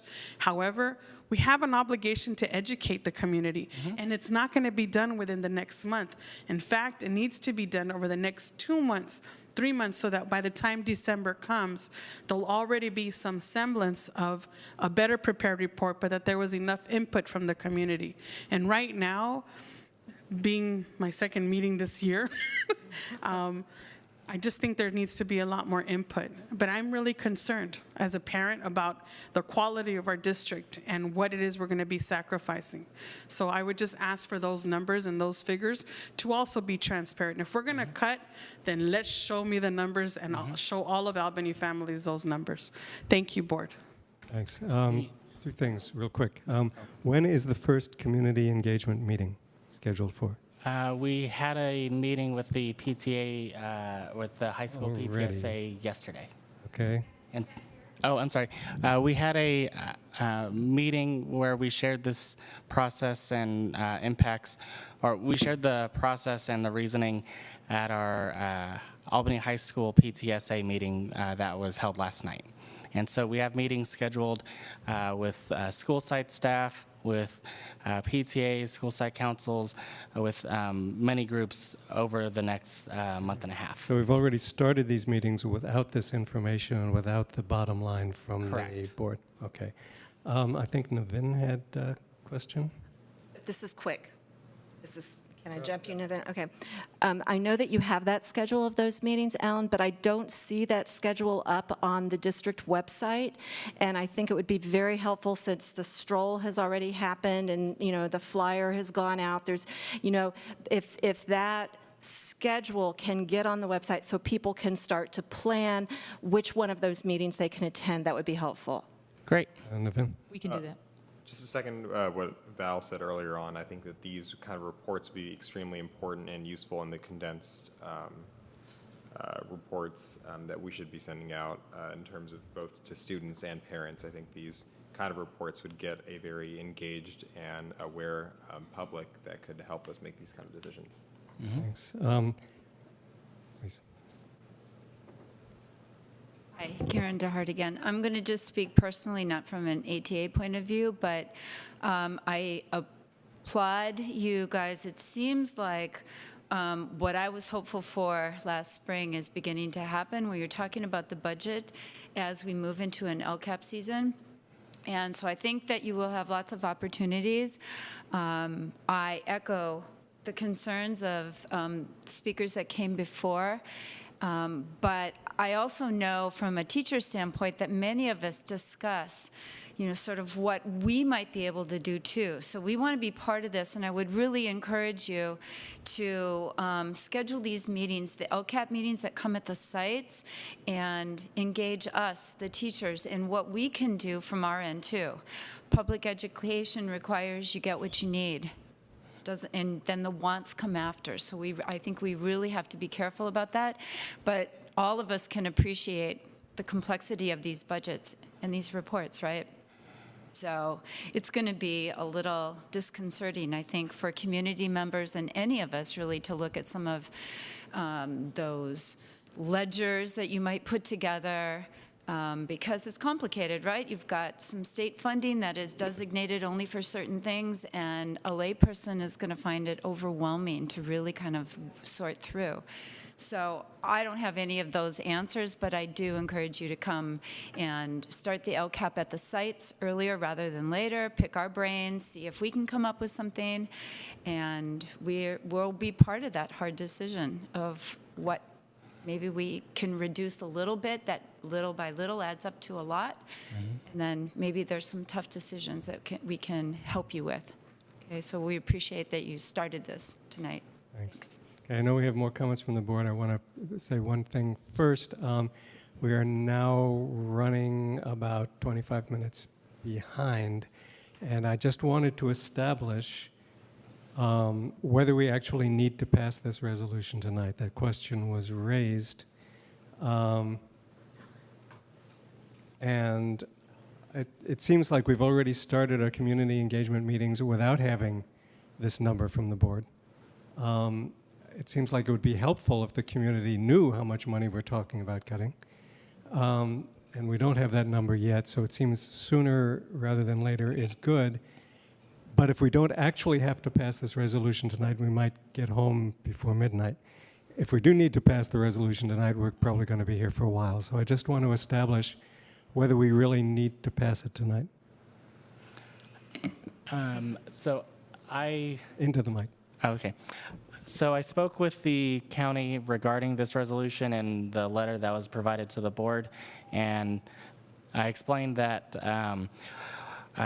with our process, these are difficult decisions, and so we brought the resolution as a draft at our last board meeting, and then the plan would be for the board to take action at tonight's board meeting, and the county said that they would keep an eye on us and make sure that the resolution is passed to show that the board is committed to following the process that we have.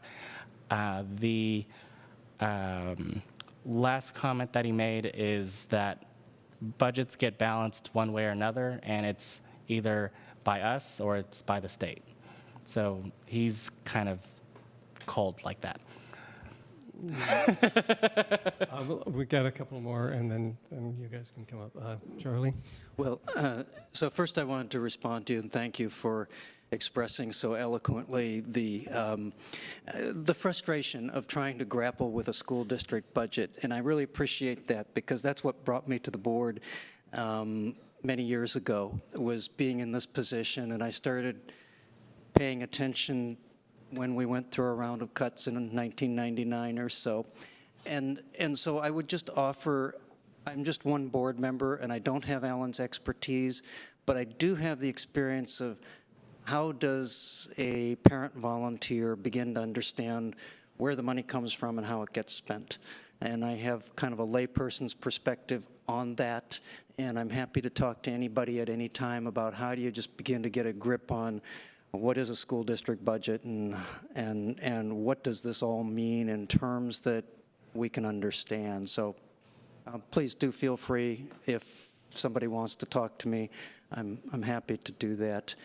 I think just to try to keep it simple, whether or not we pass a resolution tonight, the basic problem we're facing is $3 million of additional expenditures being laid on us over the next 3 years without revenues coming in.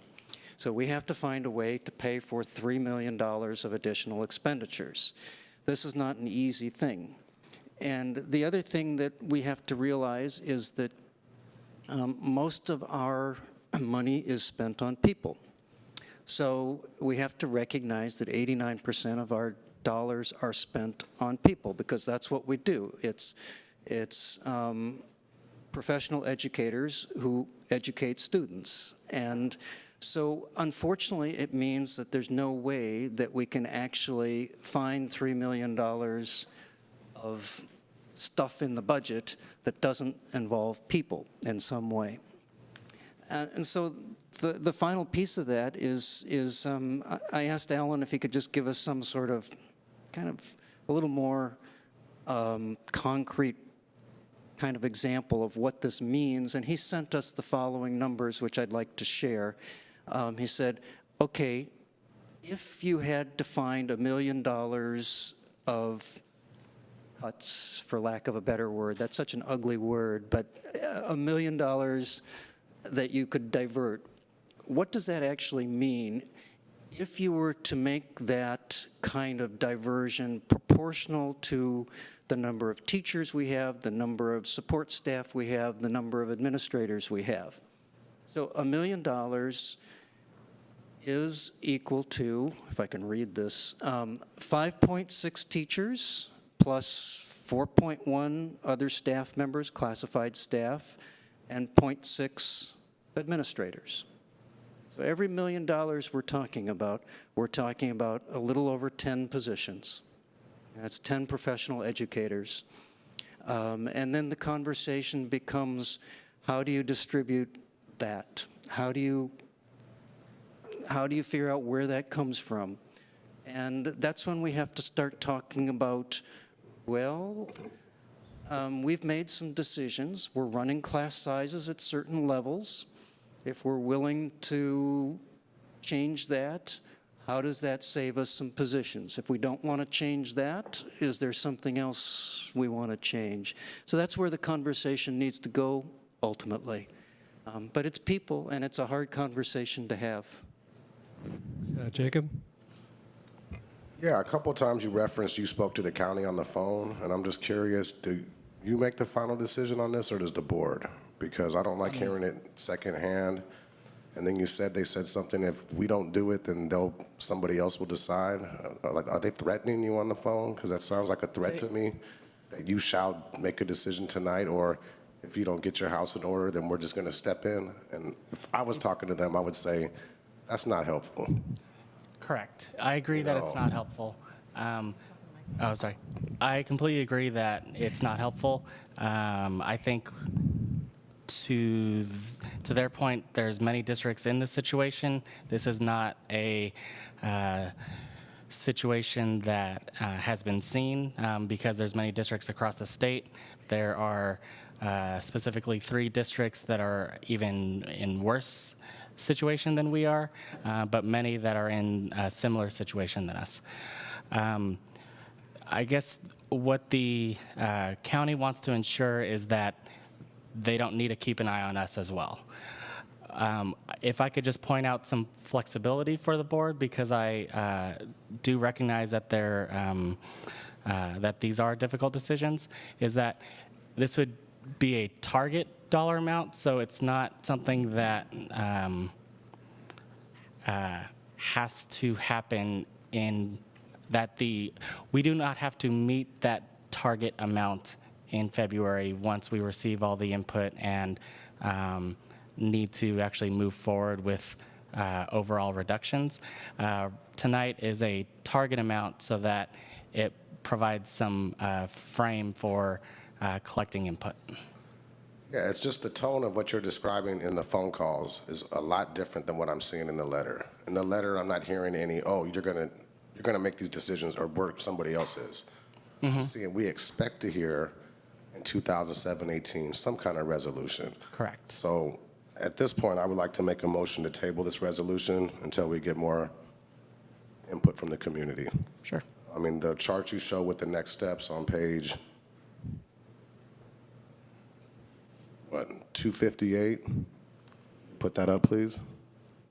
Okay, so you've checked off the Solano Stroll booth, and then you said that you've met with somebody the other day. All this stuff is happening after. So let's just slow down, or that's what I'm proposing. Okay, so we have a motion to table. The first thing we need to do is see if there's a second for that motion.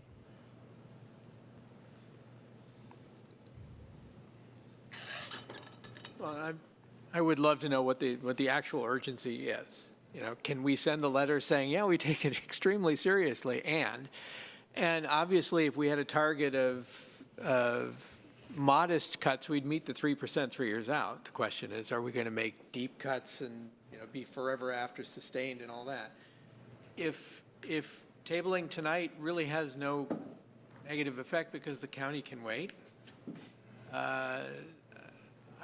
I would be happy to second it, though I don't know. Well, none of us knows. I don't know what, is that a second or not? Well, if I as a board member have an assurance that we can, essentially tell the county to go tend to other counties or other districts while we. Can we read the letter from the county? Sure. So one thing I should point out, if the item is tabled tonight, if the item is tabled tonight, then we would need to set aside time at a board meeting pretty soon in order to have the county come out, because they would want to meet with the board. Yeah, well, as far as if you can go to 243, thank you so much. There was one more page. Down at the bottom, the last highlight in the yellow, unless I'm seeing it wrong, we expect the board to take formal action in 17-18. Not September 12th. So as far as Ross's question, maybe that clears it up. I don't know. I'm not seeing that we have to vote tonight. Okay.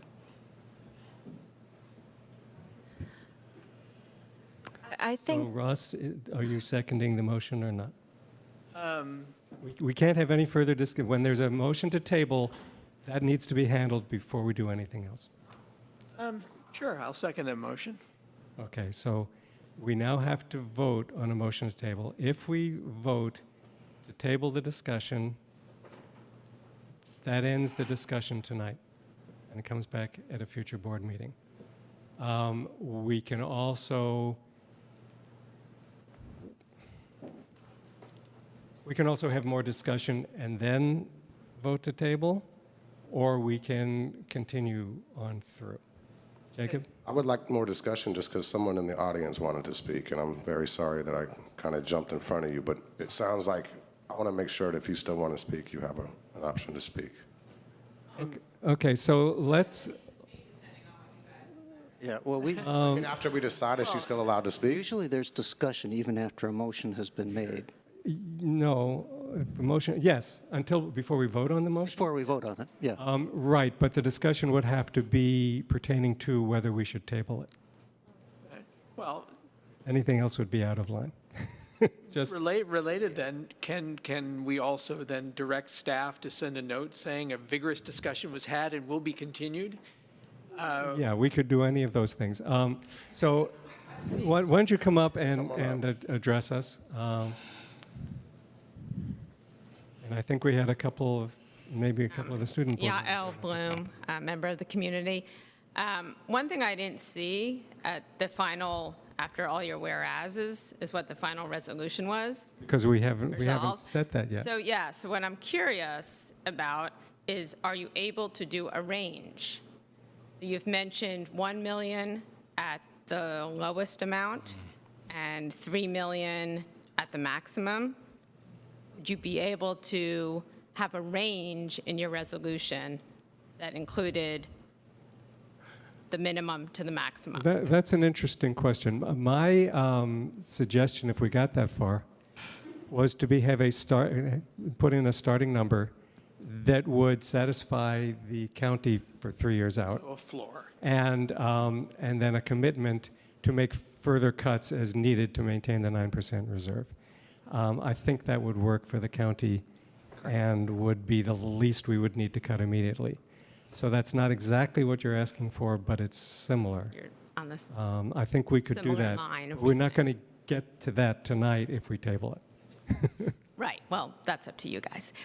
And also, I just want to say that I do echo a lot of the sentiment of the other community members and think we are, especially if you decided on an exact amount tonight in your resolution, we're putting the cart before the horse, and this is a question that the community could answer. Do you want to take a hard hit right now and supposedly be done, or do you want to take a risk and do smaller cuts and see what happens with the economy, see if there's maybe advocacy that can happen on the state level, because this is something that does not seem to be an attainable, something that all the districts can deal with, these pension cuts. Maybe we should be advocating that this legislation be changed, so there's other ways that we can deal with this, but maybe that's the type of thing the community wants to have input on.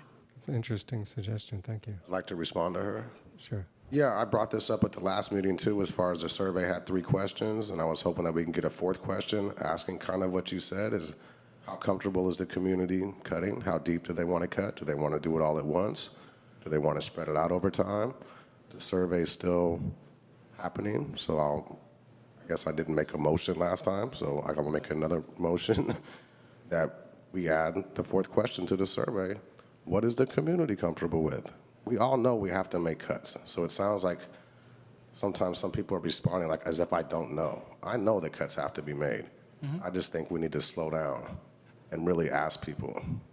So it's never in question with me in particular that we need to cut.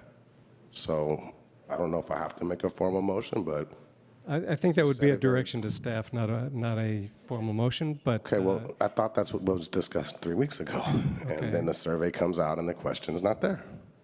And somebody has, there's something very similar to what I requested 3 weeks ago. So maybe I do need to make a formal motion. Because I bring up ideas and ask for things, and It doesn't happen. Okay, well, Mahima, did you want to say something?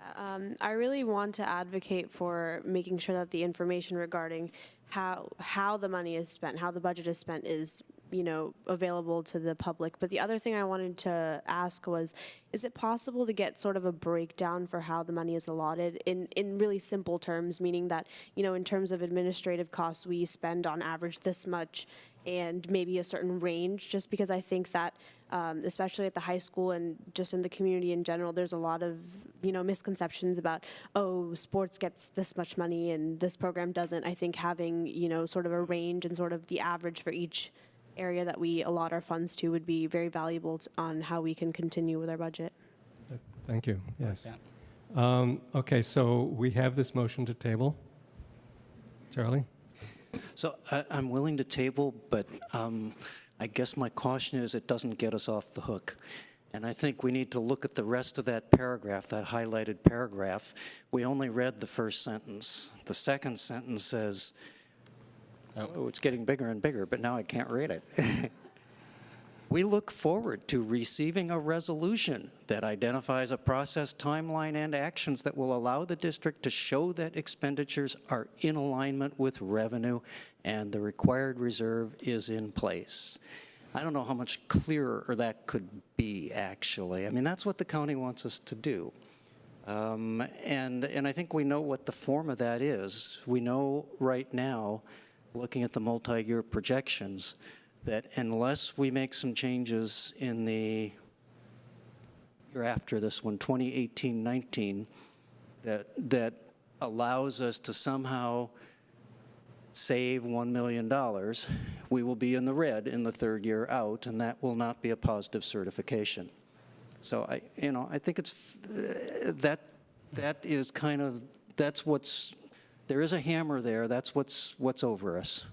Okay, so I would be willing to vote to table if the board made a commitment tonight to have an actual vote on this at the next board meeting. Otherwise, I think we need to vote on It's a it. conditional, no. I'm just No, saying, I'm not. That's a conditional vote. You can vote no. Kim? No. I'm enjoying this discussion. I think that good ideas are coming up. I think that this is useful.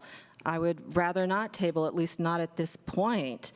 I would rather continue the discussion. I haven't had a chance to say anything, and I have some things I'd like to say. Okay, so we are now at 9:25.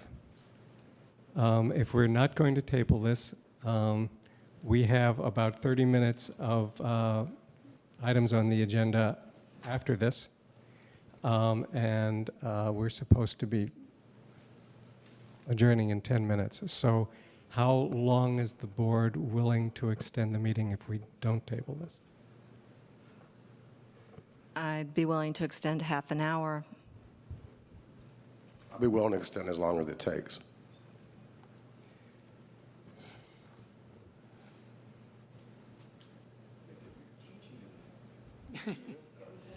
I'm not okay with trying to push stuff through, okay? And I've said that before. If we need to stay here all night, that's fine.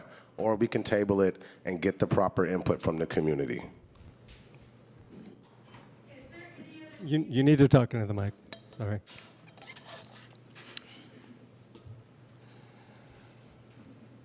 Is there any other piece in the resolution that specifies a specific, besides we resolved tonight to get our budget in alignment?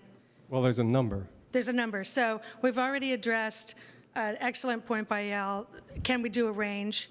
And if you could put a range in there, there was nobody on the board who spoke up tonight that was unwilling to work within the $3 million to $1 million budget that was presented, I think, a couple of meetings ago, maybe even last year. I mean, last school year. If I'm understanding that correctly, and there's no other specifics that you have to buy into tonight, then there's no pushing anything through. But I do agree with you, we don't want to push something through. But if there's no other specific in there, then can't we agree that you agree to get this done by December or whenever the real deadline is, right? The real deadline. And within that resolution, you say, here are the numbers we're working within. Is this not what I've been understanding from the meeting tonight? Because if that is, the only thing I'm asking is there a sneaky PD paragraph in here that you really don't want to have pushed through? Because everything else seems really straightforward. It's without getting the rest of the input from the community. No, but the input from the... We can get the input from the community, and then we can come back and decide if we need to go in between the 1 and 3. The input from the community sounds to me to be asking, do you want to take a hunk of flesh of 3 million, or do you want to move slow and gentle with 1? That's what we're proposing to ask the community. Yeah. That's never been asked of the community yet. But you haven't given them any other choices, and so in your resolution, you are resolved to work within this range. We're going to ask our community if we're going to go slow and gentle around 1 million. But we are resolved to cut basically at least 1 million, or after we get the input from our community, we'll find out if our community is willing to go to 3 million. This is the range we're comfortable with resolving to work within, and it's the range that we're resolving to ask our community about. So in other words, you're not going out there to ask the community, hey guys, do you want to go against Sacramento State and basically do 0 cuts? Or do you want to cut 10 million and really screw everybody over? You're saying we're a reasonable board and we're asking our community to cut between 1 and 3 million. Yes. So you're resolved. And but the number between there is not resolved. The number. What do you want in there? 1 to 3 million? So you can put 1 to 3 million and just be done then. Yeah. Well, and I so think we are resolved tonight, September 12th, to present to our community this choice and go through due process and come up with a process, a timeline, and an endpoint. This is what. And it gets them what they want. They get it to the county on the 12th. Right. Fine. Right. Right, and you still get the real community input that you're asking for. Sounds great. Yeah. It's a great suggestion. Alan? I like that input. So the county legally does not have any power if we're able to show that we have a 3% reserve by the 3rd year out. So what is the minimum we need to cut to get that 3%? So we would need to cut by 1.15 million for the upcoming year in order to meet that 3% reserve the 3rd year out. We can just specify 1.15 million, and if through the input there's more, the county is not going to be mad about that. And so it's more, if the minimum to cut is 1.15 million in order to meet the 3% reserve, we can have that in the resolution and then continue the input so that it provides some reference for the community when providing the input regarding is it slow or am I losing a finger or am I losing an arm? And so, Okay, so we have a lot going on here, but we have not voted on the motion to table. So it looks like we have a path passing a resolution tonight. So I'm just going to ask now for a vote on the motion to table based on the knowledge we have now. So all those in favor of tabling this, please say aye. Aye. All those opposed, say no. No. Okay, so we're not tabling it tonight, but we have a suggestion that sounds like we could go forward, pass a resolution that the county would accept, and that we would still be open to making deeper cuts, especially since we still have a standing board resolution to maintain a 9% reserve. So that would take us to page 263. The whereas is at the bottom of the page. And it would be, just a second, Jacob. Whereas current projections show an ongoing reduction of, I think, Charlie, you had a slight change in wording of that. You didn't like ongoing reduction, right? Oh, I have the resolution here.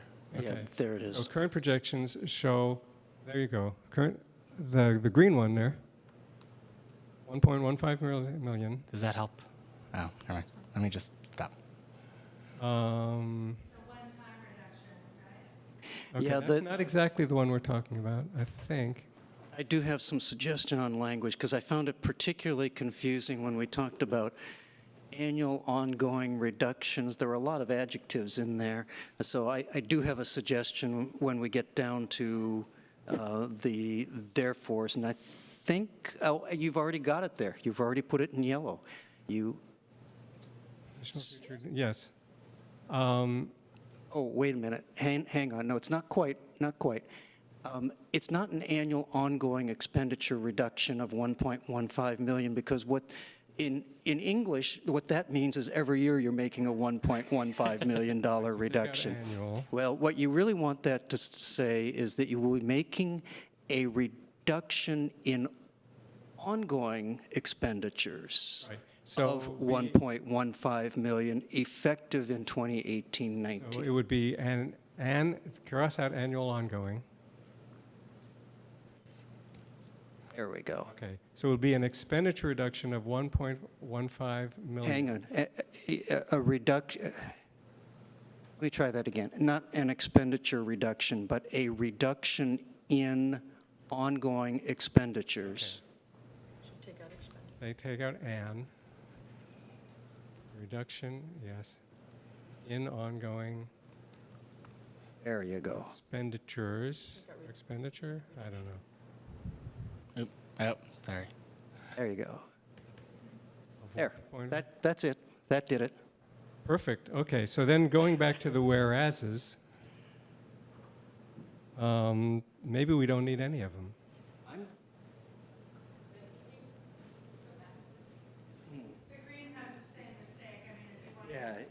Yeah, I think we don't even need that whereas. Yeah. It's an extra whereas. Just strike that. Okay, Jacob, you wanted to say something. Yeah, you had referenced the 9% reserve again. I guess you say it's still board policy. So if we're going to still tie ourselves into a 9% reserve, then the resolution saying 1.15 to 3, when the 1.15 only has 3, but we're going to still keep the 9, then in essence we're saying we're going to do 3 million because we're tying ourselves into the 9. So and I brought this up last time. I said the 9 didn't need to be up there. It's all over the place. There's so many whereases. We still never really had a discussion about it. I had mentioned you need 1 or 2 whereases. The county's saying, show us you're going to cut. Okay, we're going to cut. The 9%, maybe we need to talk about that. You can't put a 1.15 to 3, and then he'll still have 9 because the 1.15 is not. It doesn't count anymore. We're basically saying the 3 million. If we're going to stick to the 9%, or maybe a little bit less. Your chart actually went above 9%, depending on where we cut. But it's disingenuous now the more I think about it, to say 1.15 to spread it to 3, but then say, oh, we're still going to have the 9 over here. And it's 2.7 or 2.8 up to 3 million. So Can we see that next page again? So I removed the in order to maintain the 9% reserve Yeah, as but requested. Go to the next page, I think. I think that's where the question came up. It's still, yeah, it's there in the yellow. It is there. Let me just say something real quick. For one thing, in my opinion, the reason for the whereases is more for future boards than for the county. Future boards are going to look back at this and say, why are we doing this? And the reasons are all in there. I think that's why the whereases are in there, and that's why I like to keep them. And I gave my reasons at the beginning of this discussion for why I think it's very important to keep the 9%. Then let's just decide to just cut $3 million in. Well, I keep think the 9%. Then we're going back and forth. I think phasing it in was Charlie's suggestion, and I'm willing to support him on that. And it's a possibility it will never come to that because, as some of you have pointed out, the state might come back and decide to put in a little bit more money towards the retirement accounts. We could pass a parcel tax in a couple of years that would fill some of that gap. It might never come to $3 million in cuts. So that's a possibility anyway. We also don't have to be all that particularly specific. I mean, we can say we'll have a reduction in ongoing expenditures, 1.15 million, to ensure that we meet the required target, state and county's required target, and we also recognize that we have set our own targets of a 9% reserve and will figure out how that's going to be met, those are separate issues. Do you want to just specify some exact wording? Because if we're going to approve it tonight, we need the wording in there. I would break it right after 2018-19 and maybe add, in order to meet the statutory requirements or reserve. That's minimum requirement. Correct. I think that's, no, So no, after- no, in the same section. Right, after 2018-19, say, In order. in order to, No, no comma needed. Oh, sorry. That was a math major, not. Okay, take out the, in order to meet Period. the minimum Oh. or 3% requirement required by, Right. to stay in good graces with everybody, required by the, whatever required that by. verbiage is. Above 3%. And then in the second section, we can acknowledge, we have also got a current target, which we could change, but which will be reconciled with ongoing discussions about where and how and when to take cuts.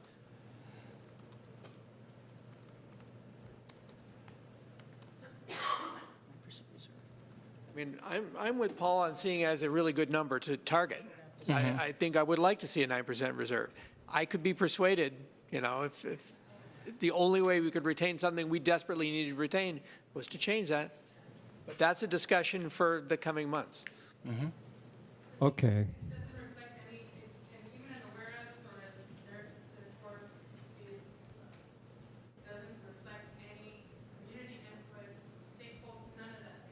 Do you want to talk into the microphone? Because you're not being recorded. I think I know what Olga's talking about. If we can add to Section 5 that we are having an engagement process with our community to, Isn't that section was that 3? it? I think that would be section 6. Well, Okay. what about section 3? Right there, it says Yes, it already says it. it will be finalized through the budget priority Oh. process. No, that- the budget part is So let's supposed to be change- but can we call it, can we add it that is a community engagement process? Why don't we Section 3. add, says finalized through the budget priority process, which includes, With community engagement or whatever, because the way you've conceptualized that, the budget priority process is not the board making these decisions, it's the community engagement. Oops. Yeah. You need to talk into the Yeah, microphone. no, I'm sorry. They can put the word, Can't be- You need to talk into a microphone. This is recorded and televised. yeah, no. Also on the board talks into a microphone. We all talk into a microphone. We have our microphones. I can't hear back there. I agree with the suggestion from Kim to put in overtly through a community process, because even though it's clear to you that We just, that jargon, Right. budget priority means that, it doesn't really read to no. the community that just way. put it in. So, Yeah, that's all I was saying. good, which thank is you. Why it wasn't in a mic. I think we have a proposed resolution. Are we ready to vote on this resolution? Jacob? Once again, Section 5, the county is not asking us anything about our self-voted 9% reserve. They have noted it. They have noted it. They have noted it, and as I said, personally, I like to have that in there for the information of future boards. Well, I just want it on record that I don't personally think we need a 9% reserve. So I don't like it Can in you the record document. that, put that in the minutes? That Jacob does not think we need a 9% reserve. Thank you. So let's have a vote on this resolution. Did we go through everything step by step on the whereas? We just come to the end and all of a sudden now we're going to... Do you want to read through it? Sure, I want to read through Okay, it. let's go back and read through it.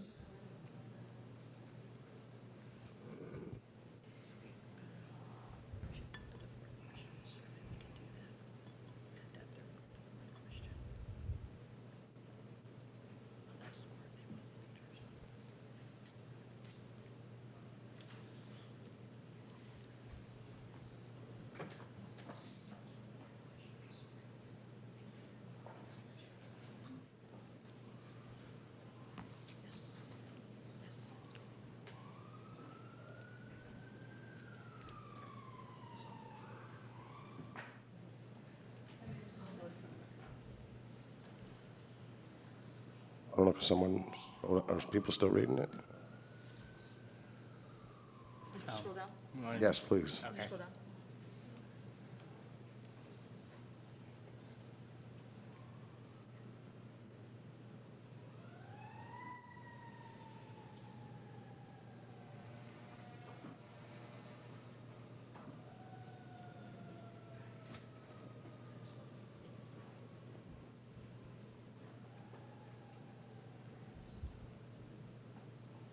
All right, if you can. In a minute.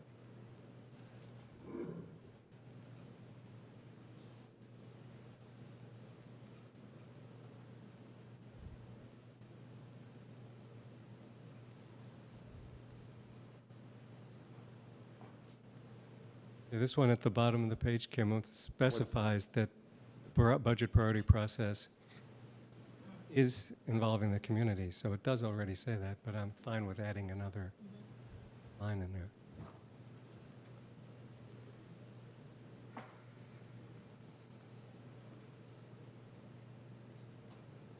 So there's the 9% again? I mean, it's...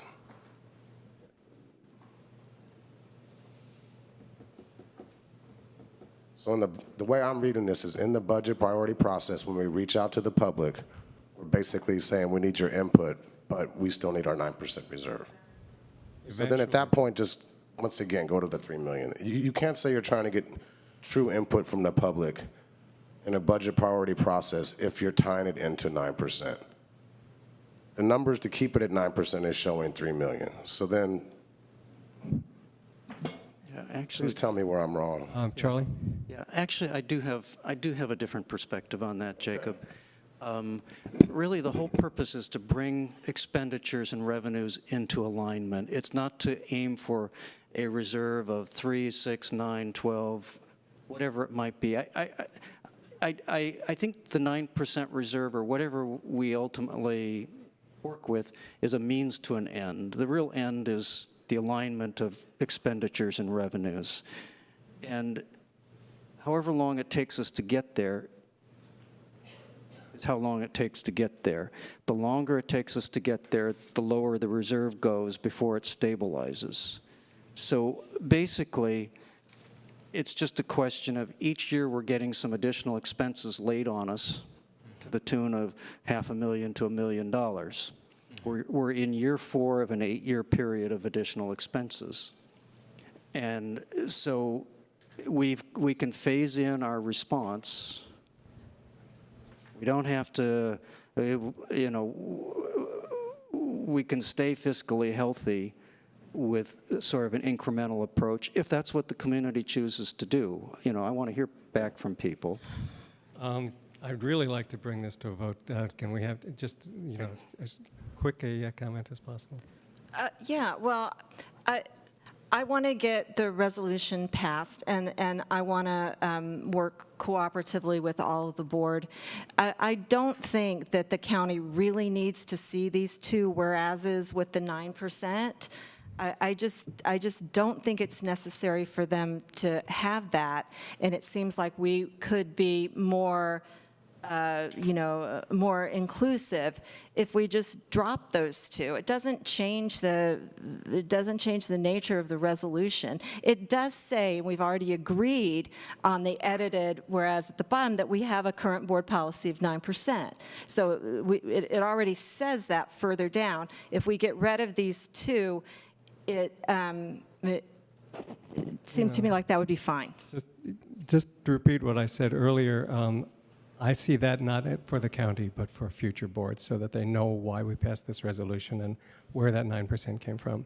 But it's getting in the way of passing it, and it's getting in the way of speaking clearly to the community about whether you want 1.5 or 3 million CAD. It's garbling it out. You're already meeting what the county is asking you for, and you're already going to be providing that. But right now, committing to a 9%, you're doing a disservice to all of our families by asking us for input when you're already deciding. And sir, you know, board member, I would just tell you both that the roles of board members taking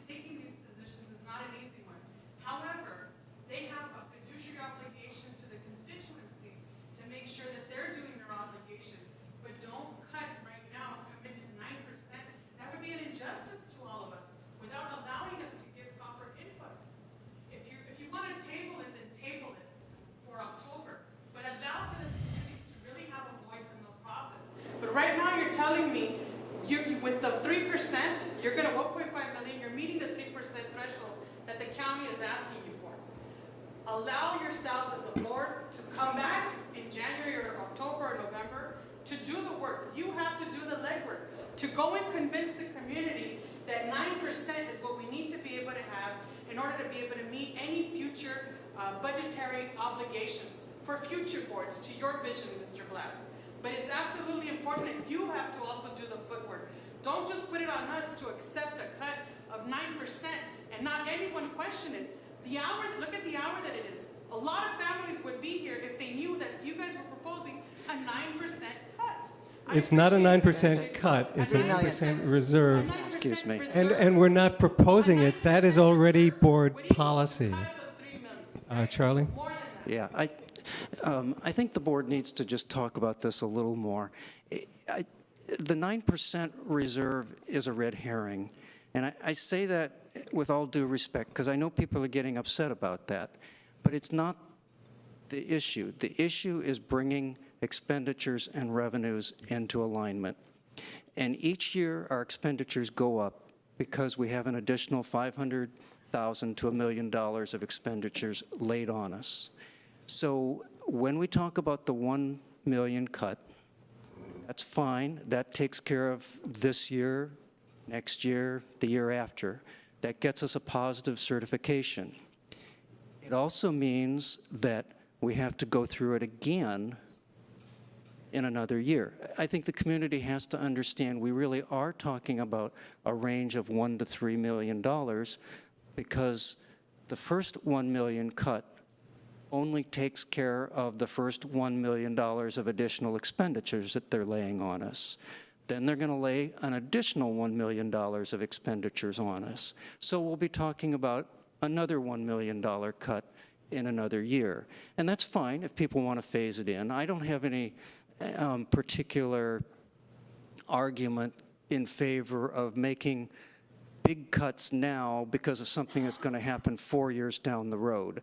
That's not really what I'm proposing. I just want us to be really aware of what we're getting into. We're getting into a multi-year process in which the community needs to be clear that we're entering into a 3-year discussion or a discussion about budget changes that are occurring over a 3-year period because there are additional expenditures occurring in each of those 3 years. Right. It's really what's going on. In other words, we could say we're willing to go down to a 3% reserve, but we would still need a total of $3 million in cuts. It just, they wouldn't come as quickly. But we need to get to $3 million. Can that be stated as a, here's, in your resolution, can it not be stated clearly like that? What we're looking at over the course of, you know, the chart till 2020 is a gradual, is either an immediate or a gradual shift to $3 million of cuts. So either take it this year or dole it out slowly over the next few years, but you're going to lose $3 million.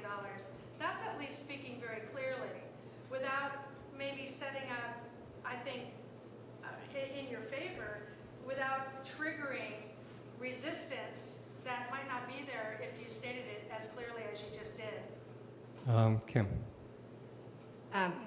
First of all, I want to thank our community members for helping us make progress on this issue. It's been great that you've been here tonight. Charlotte, you started out by saying the 9% is a red herring. We're not really talking about the 9%. Well, then why resist just cutting it out of those two whereases so we can vote and pass this resolution?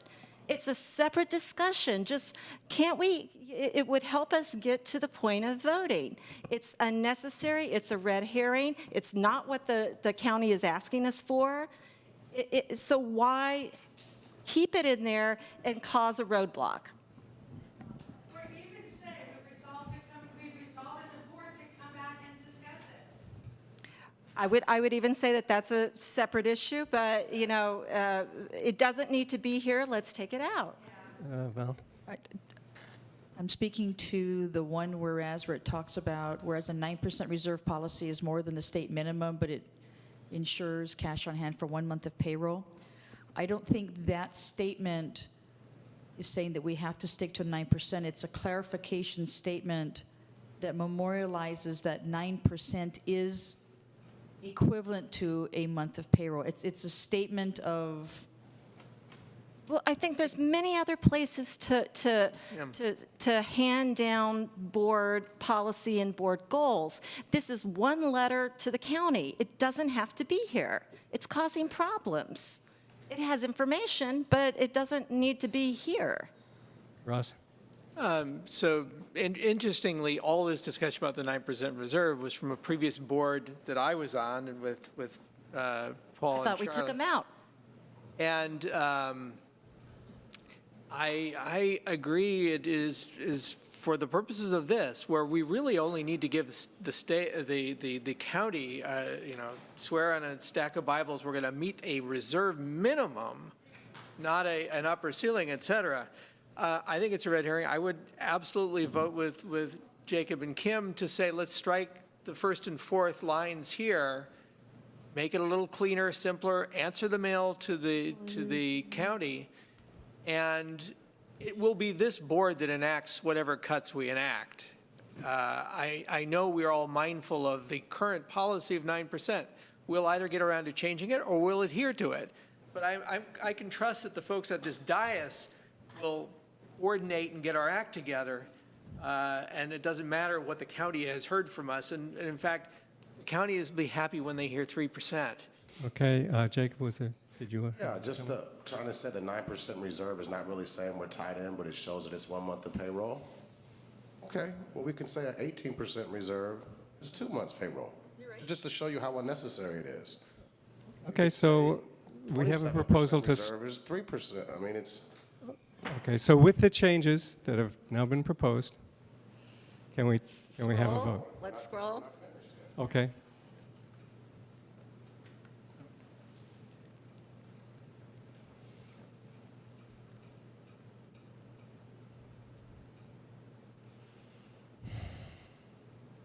The first one in black, they're not asking for that.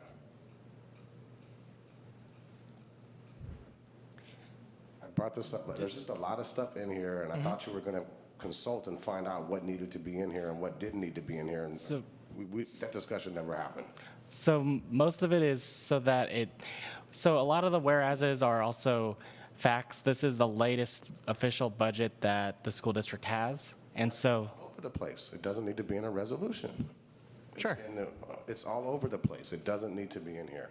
But it should also provide context to whoever's reading the resolution about why the action down below is being taken.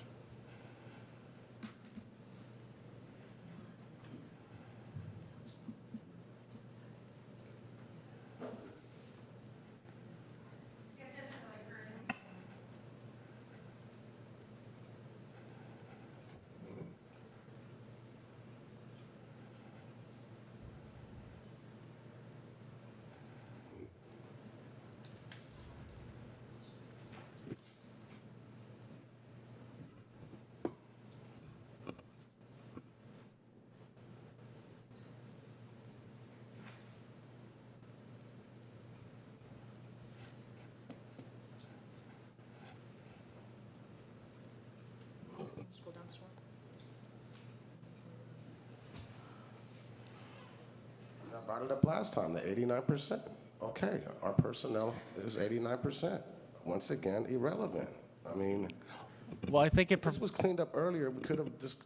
And it's going to be, I'm the one who's slowing up the meeting, right? Because I'm asking too many questions. This was talked about 3 weeks ago, and basically you come back with essentially the same thing. So one of the reasons for keeping the 89% is to provide context that there will be personnel reductions. And that was one of the inputs that was emphasized when we moved forward with the meetings with the staff and PTAs and school site councils, is that they need to understand staff will be overall reduced. And you can say that. You don't have to say it with it's just, you can say when cuts happen, usually they're attached to individuals. I mean. But you can also put, just for transparency purposes, add administration is made up of the difference of that, as well as salaries and their benefits, and everybody's up. You know, that 1.5 million, that 3 million, everybody's up. It shouldn't just be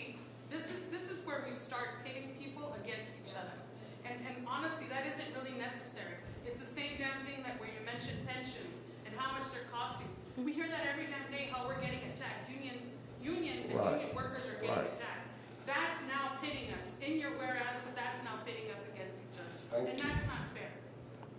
There's nowhere in here that states how much, for instance, we're able to cut from all of the proposed site building that I keep hearing about, that Marin's going to be a 2-story building, that Ocean View is going to be That's a completely separate budget. It's not in your budget? It's paid for by bond money that cannot be used for salaries. It's a completely separate budget. No, but can it be cut? If we don't build the buildings, it can be cut, but the money can't be used for teachers or anything It else. doesn't relate to the general fund or that budget. It does relate to taxes in future, but that's a separate. I think that should be made really clear, because I agree with what I'm hearing from these guys. When you pinpoint one thing in your budget, 89%, well, that's an interesting number. I wonder what the other 11% is, and I wonder how much easier and more painless that might be for a community to agree to cut. Okay, why don't we just cut that if that's an impediment to passing the resolution? Those 2 sentences. Or lay bare where else we might lay the axe. What I take from it. Directed towards people with this one, and I don't think it's fair that the other places we might cut are being hidden. Charlie? So we've been through this a couple times before, in the late 90s and the early 2000s, and each time I think the community was pretty clear to try to make cuts as far away from the classroom as possible. We've been through this a couple times with that. The other 11%, those are the total costs of heating the buildings, of buying textbooks. There are expenses associated with school districts that are not salaries and benefits. And if people are offended by this, it doesn't need to be in there. This doesn't say whose salary this is. The 89% includes everybody. It's all the people in the school district. I think it's a useful number when you go into the community engagement process. You cannot go into this kind of process thinking that 2/3 of the school district's budget is in stuff like heating buildings, because it isn't. That's just wrong. And so it's a good number to know. And I say this again with all respect for everybody involved, because if we know that 89% of the budget is people, then we go in with heart. We go in knowing that we're talking about people's livelihoods here. And that's why it's here. If you think we're getting passionate, multiply that by the amount of people that can sit inside the little theater when you're having this conversation with everyone. Yeah, Just thank you. multiply that, sir. Thank you. But, again, I think it's just something we're trying to help frame as much as we can. And if it feels like it's being directed toward a particular end, that's really, that wasn't the intent. The intent is just to help us understand what we're working with. And if it doesn't need to be in here, it doesn't need to be in here. It doesn't need to be in here. It needs to be explained when we have our community engagement, but it doesn't need to be in the resolution. And the next one. Next one, too, is kind of connected to it. Yeah. Just take those out. We don't need them. And the pension one that's further up. Yeah, if you can go back up, there's a pension one.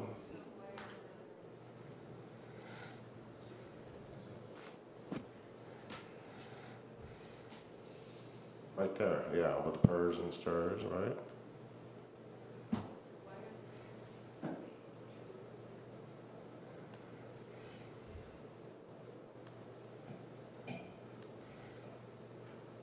Okay, and then we don't need the LCAP one either. And that, But again, I think That's what I said last time. Most of this stuff is not needed. It's just helps frame the conversation and helps explain to future people reading this why it was done. But, at this point, it's after 10 o'clock at night, and if cutting those things out lets us pass the resolution, then cut them out. Because Can we go back down then? the county knows all this stuff already. We're not telling the county anything they don't already know. But did you want to cut the line about LCAP? Did you want to strike that out? The local control funding formula? It doesn't seem any more relevant than the others. I just heard it mentioned, I didn't. It wasn't me. No, that's why I'm asking the question. Do you want to keep that? I heard that. Just cut it. It may not be. I could care less. It doesn't need to be there. Doesn't need to be there. Okay, have we gotten to the bottom of it yet, or do we have to keep reading? We're close. I think you guys are the now, therefore. There you go.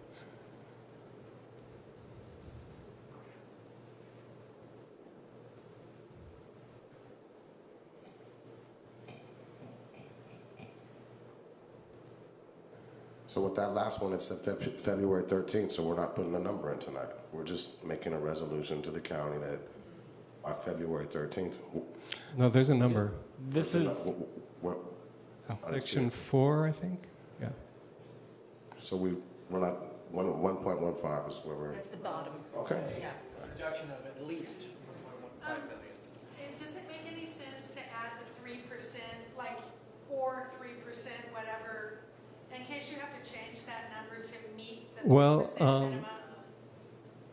Not within this budget year. That's what we need. Okay, Yeah. so you know that number's good, okay. Okay, we need, before we do anything else, we need to extend the meeting. We're already past our previous extension. I make a motion to extend the meeting to finish this, and the other items, if they're time sensitive, we can get to them. If not, I Yeah. would say we can get to those at another time. We have 2 of the remaining items that we need to do tonight. We can table items 3, 4, and 5. Okay. So let's say another 15 minutes to get through everything. A second. Okay. Are we ready to have a vote? Except for the last 9%. I mean, it's been taken everywhere else out. I don't know why. Yeah. Section 5, it's like we got rid of it 3, 4 times. And I don't know why it's there again. Especially because it was just added now.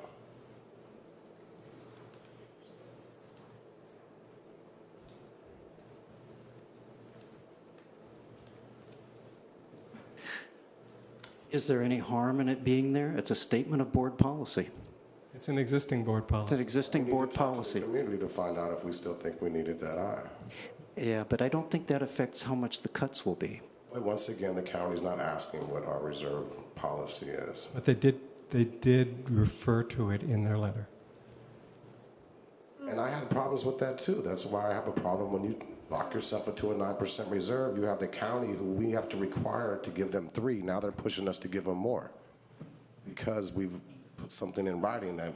I think it's fine for them to be reminding us of our prior promises, et cetera, and if we leave it out of this and they have a problem with it, I'm sure they'll come and talk to us or send us a polite note. I think it's fine leaving it out. I think it's fine leaving it out, and I think they know we know it's there, and it'll either stay there or we'll change it. That's not relevant to this memo. It's only relevant if you want to discuss with the community how fast, not the county, this is to the county, but it's relevant in the sense that if you want to open up the community process to discuss 1.1523 million and do the whole discussion now of education, then it could make sense, but I would word it that way, like we have a current policy and we are going to visit this policy in our community outreach. And to Charlie's point, at some point, we have to be spending what we take in. And Which we should discuss with the community. yes, absolutely. I'd like to make a motion that we pass this resolution with the indicated edits. I'd second that. Okay. Can we have a roll call vote on this, please? Starting with the student board members.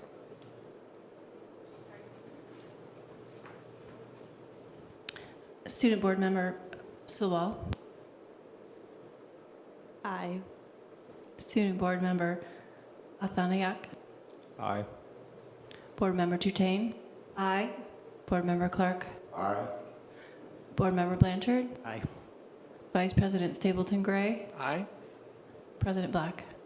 Without us memorializing the 9% reserve, I can't vote for this. I'm voting no.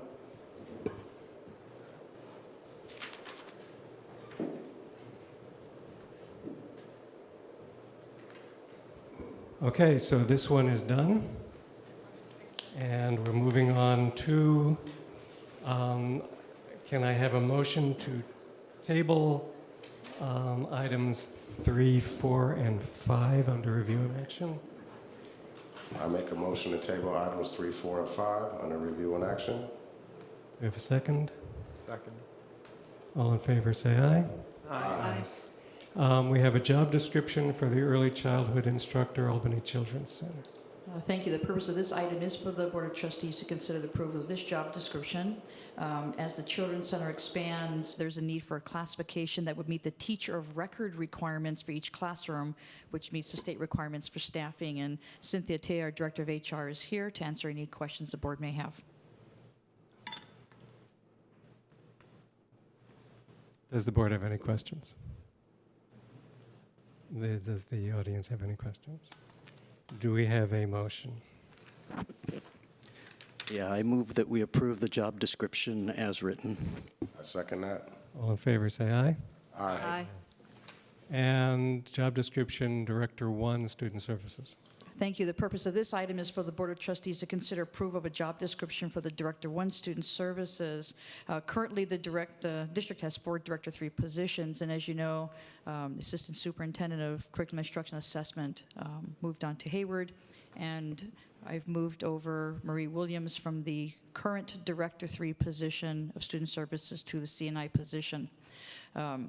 In order to be fiscally prudent, I'm requesting that I've downgraded the position to a Director 1 position, but that requires that I bring back the job description to the board for approval. And again, Ms. Attia is here to answer any questions, or I can answer any questions the board may have. Oops. Jacob. Yeah, I think it's something that we received today or yesterday. Here it says 30,000. I thought there was a letter sent from somebody saying that it could be up to 50,000. Correct. Could I get some clarification on How? that's from 30 to 50,000 is a big difference. Sure. So the range from 30 to 50,000 is that it should have been clarified in the board backup that it would be a range. 30,000 would be a minimum based on what the previous person was at versus what the new person could come in at the top range. And so if a person comes in lower, then it would be up to 50,000 in savings. If the person has a lot of experience and comes in at the top end, then we would still save 30,000. So guaranteed to save 30,000. Correct. Charlie. So I wanted to commend staff, first of all, for already starting to find places to do a little bit of trimming. So you've made a $30,000 to $50,000 head start on some of the budget changes that we'll have to make. But I think we also need to thank Marie Williams, who is stepping into Peter Parenti's position, not only taking on the tasks that he had as Director of Curriculum Instruction and Assessment, but she's also keeping some of the tasks that she herself was doing before. And that allows you then to post her former job at a Director 1 instead of a Director 3. So I think we have to recognize that this cost savings is coming to us courtesy of one of our key administrators essentially taking on extra duties. Thank you. Any other comments, questions? Do we have a motion? I motion to accept this job description.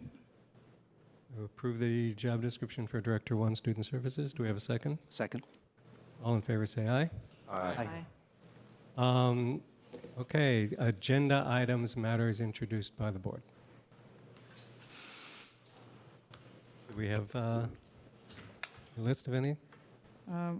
We do need to now agendize for the next board meeting, elementary school education specifications, the AMS grant funding, and CEQA, which are the 3 items that we moved from this agenda.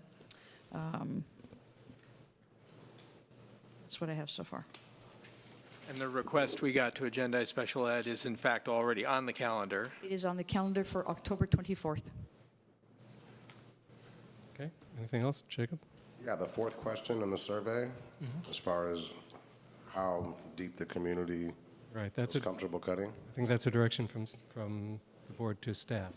So it Yes, doesn't I've need to be noted that as a agendized. direction. We will make that I just happen. wanted to say it again, because We will make it happen. Thank you. Thanks. Kim? And I will add to that, the information that was provided in the answers to board questions about the FTE equivalent of the million cuts, if the cuts came from personnel, I really think that that belongs in the presentation that's going to be given at the budget priorities meeting.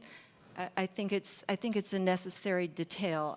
As Charlie said so eloquently, it brings it home that we're talking about people, and then I think it will make everybody be a little bit more careful about how they proceed. We're not talking about pencils and notebooks. We're talking about people. I think that that will cause people to be very thoughtful and creative in what they, in what they suggest. When it allows them to see the situation that we're in and what we're really talking about. So I would urge staff to please include that information in the presentation. Do other board members concur? I do. Okay, so we have direction from the board to. Yes, thank you. Okay, with that, the meeting is adjourned.